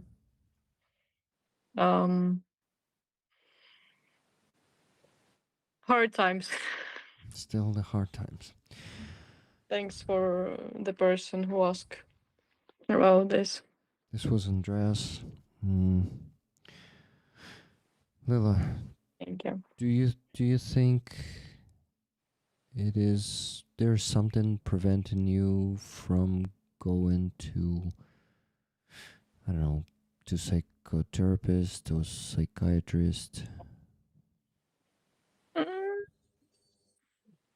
I'm very close to do it. You know, it's I Because told you in person. because when, by my experience, when it's already a depression, it is just so fucking hard to get out of this yourself, and and you don't even see the way, the meaning. So please consider this may really be not telling you anything, or No, I know. just sharing from my experience in just how many 16 days of light antidepressants. I already feel much better. So this is not like a solution, but it's already definitely gonna be a help. And yeah. Actually, we talk about this with my psychologist. I mean, it's her recommendation to at least get a consultation with a psychiatrist and think about antidepressants. I was recommended by my psychologist a few of them. She said all of them are super cool specialists. One of them wanted over 2,000 hryvnias for a consultation, and another one, I found another one 700. That is affordable, and yeah, if you need a contact, I can easily give it to you. If I need it, I know who to contact for Yes. it. Yes. Okay, thank you. They have a beautiful cat. Yes, they are. Is it Hugging her? you guys. Is it her? It's a boy. It's a boy. No, it's a boy. It's a huge with a white ear. It's a hug from my boy. For all your support to you, Aziz and Rick, and to all the rollers. And it's from a combat kitty frontline boy. they've been doing a great job since they were tiny kitties collecting donations, and they keep doing it from time to time. So yeah, they were doing that when they were still like this big. super okay, well, maybe not this big, but maybe this big, but not this big like they are now. Yeah. I'm trying to just show you the two of them. It's mine. That's adorable. My bouquet of cats.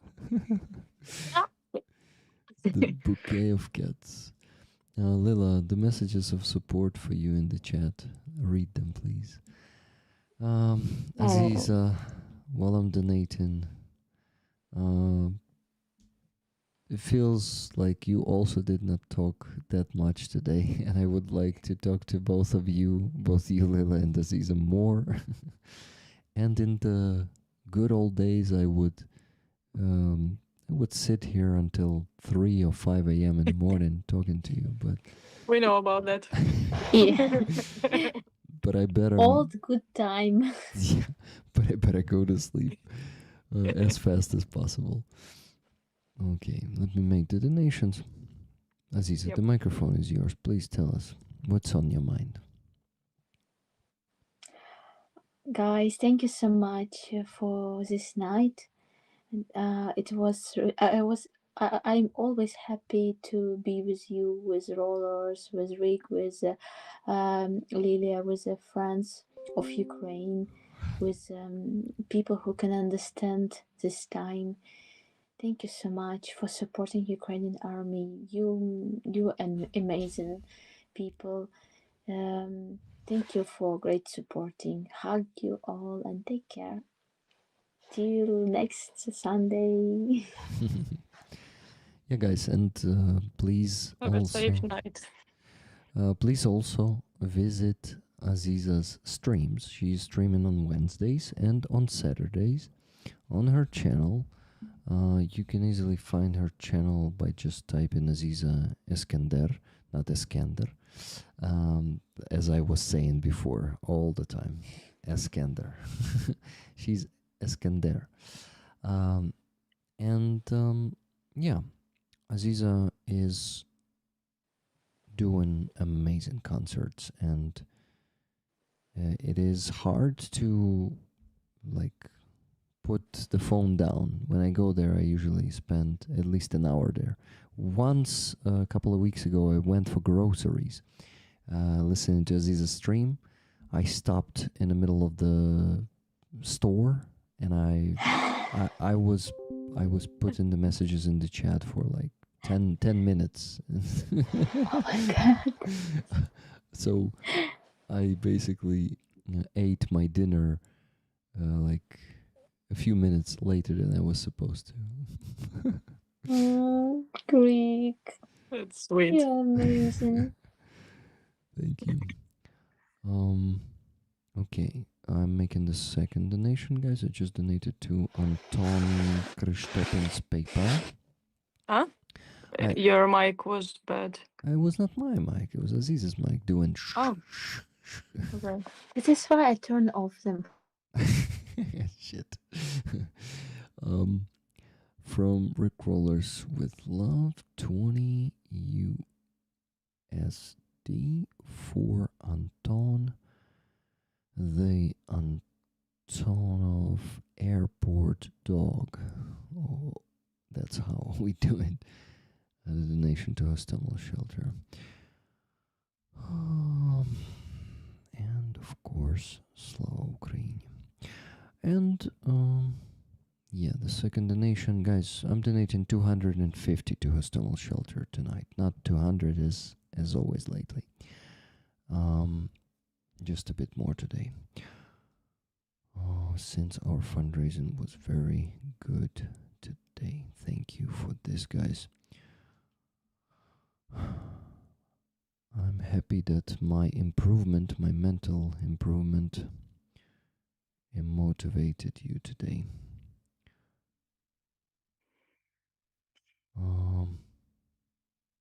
Because a lot of you told me that. You donated and said, thank you for the great news, Rick. It was today, just before going to Free Azov. Oh, Lila, I didn't tell you. I went to Free Azov today, not as a streamer, but as a citizen, just to be there to support the families and meet the friends. I already have the energy to go there, but I thought I will have this new experience, because from the first day, from the day you called me there, Lila, it actually was you. Thank you for that, by the way. It's so important to me right now. Yeah, since February 2024, 24th of February 2024, Yeah. I was just streaming there. I never went there just like to take a sign and hold it. Yeah, today I was holding the sign. And it was amazing. I even made it this way. I asked to make short videos of me with people with signs, and I'm gonna put it into one video, edit one video, and post it as shorts for you guys, so you will see how that looked and who I met there. In that shorts video, I'm gonna post it somewhere on Tuesday or Wednesday. So it is a very it was a great experience. I enjoyed it today, and I gifted my cap, the awesome cap I got from the Blackbeard group. I really loved that one, and I decided to give it to Oleksiy Dovbush, the amazing Ukrainian defender who was also in Russian captivity for 2.5 years. I asked, he was like, "Nice cap," and I asked him, "You like it? I can gift it to you." He was like, "I will not say no to this." So I don't have that red cap anymore, but I have plenty of other caps. The people were gifting them to me a lot in the last few years, so I have a whole collection. So, yeah.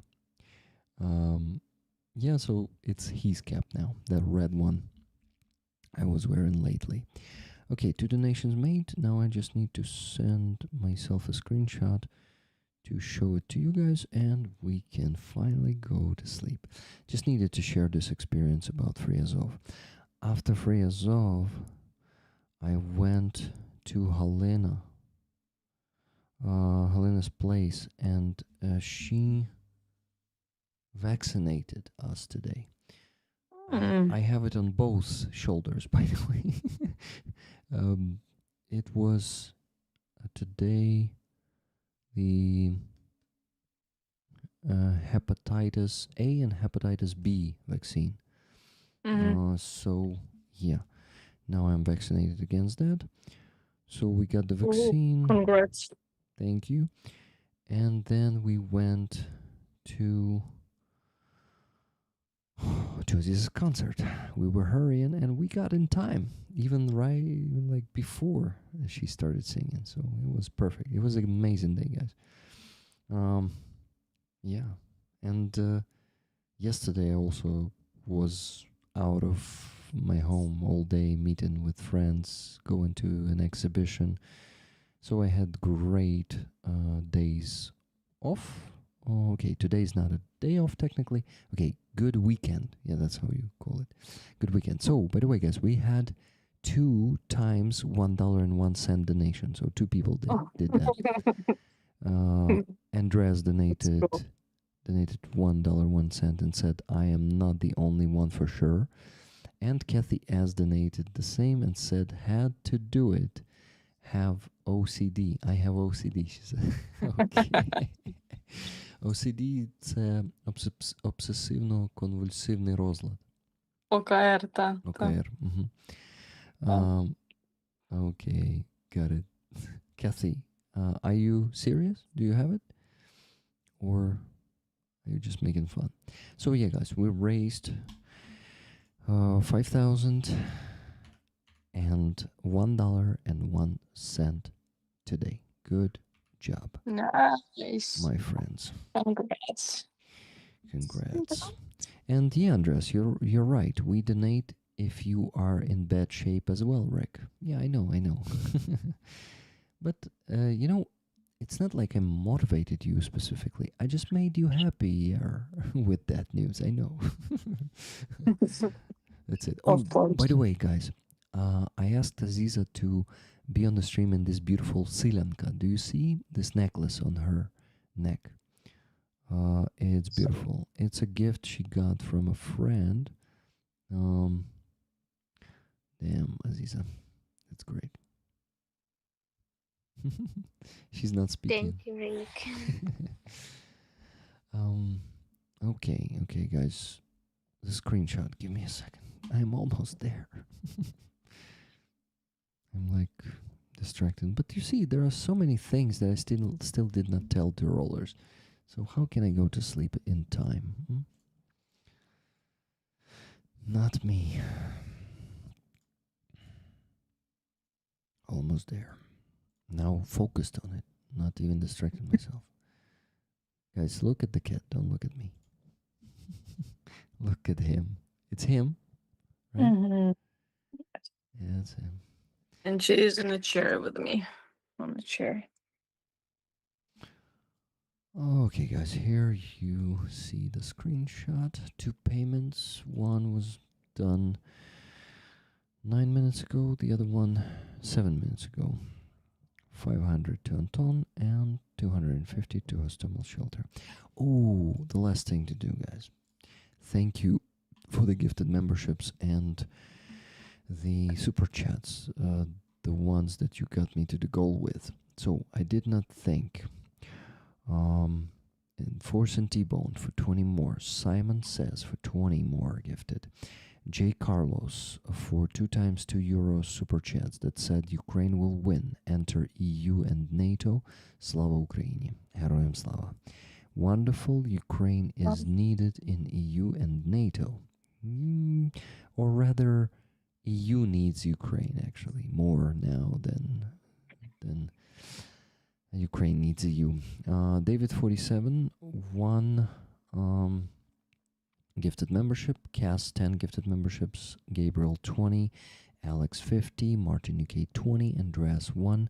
Just Jimmy 10. You know they exist 5. Cass 5. Tunef 5. Surfer Das $50 super chat. I'm glad you liked the song. Surfer Das was sharing a Puerto Rican song with me, and I really enjoyed it. Somebody wrote that they have to show me this song as I speak Spanish. Yeah, okay. Yeah. Okay. Maybe after the stream. I will send it to you. Martin Light 20 gifted. Jordi Fella 10 and 5. Tunautis and 5 gifted memberships. Big Andy 6282. $10 super chat that says hello to channel members / rollers and noogies. Treća kulakom občerap to all people under 160 centimeters. Tracy Oceanfire 20 gifted memberships.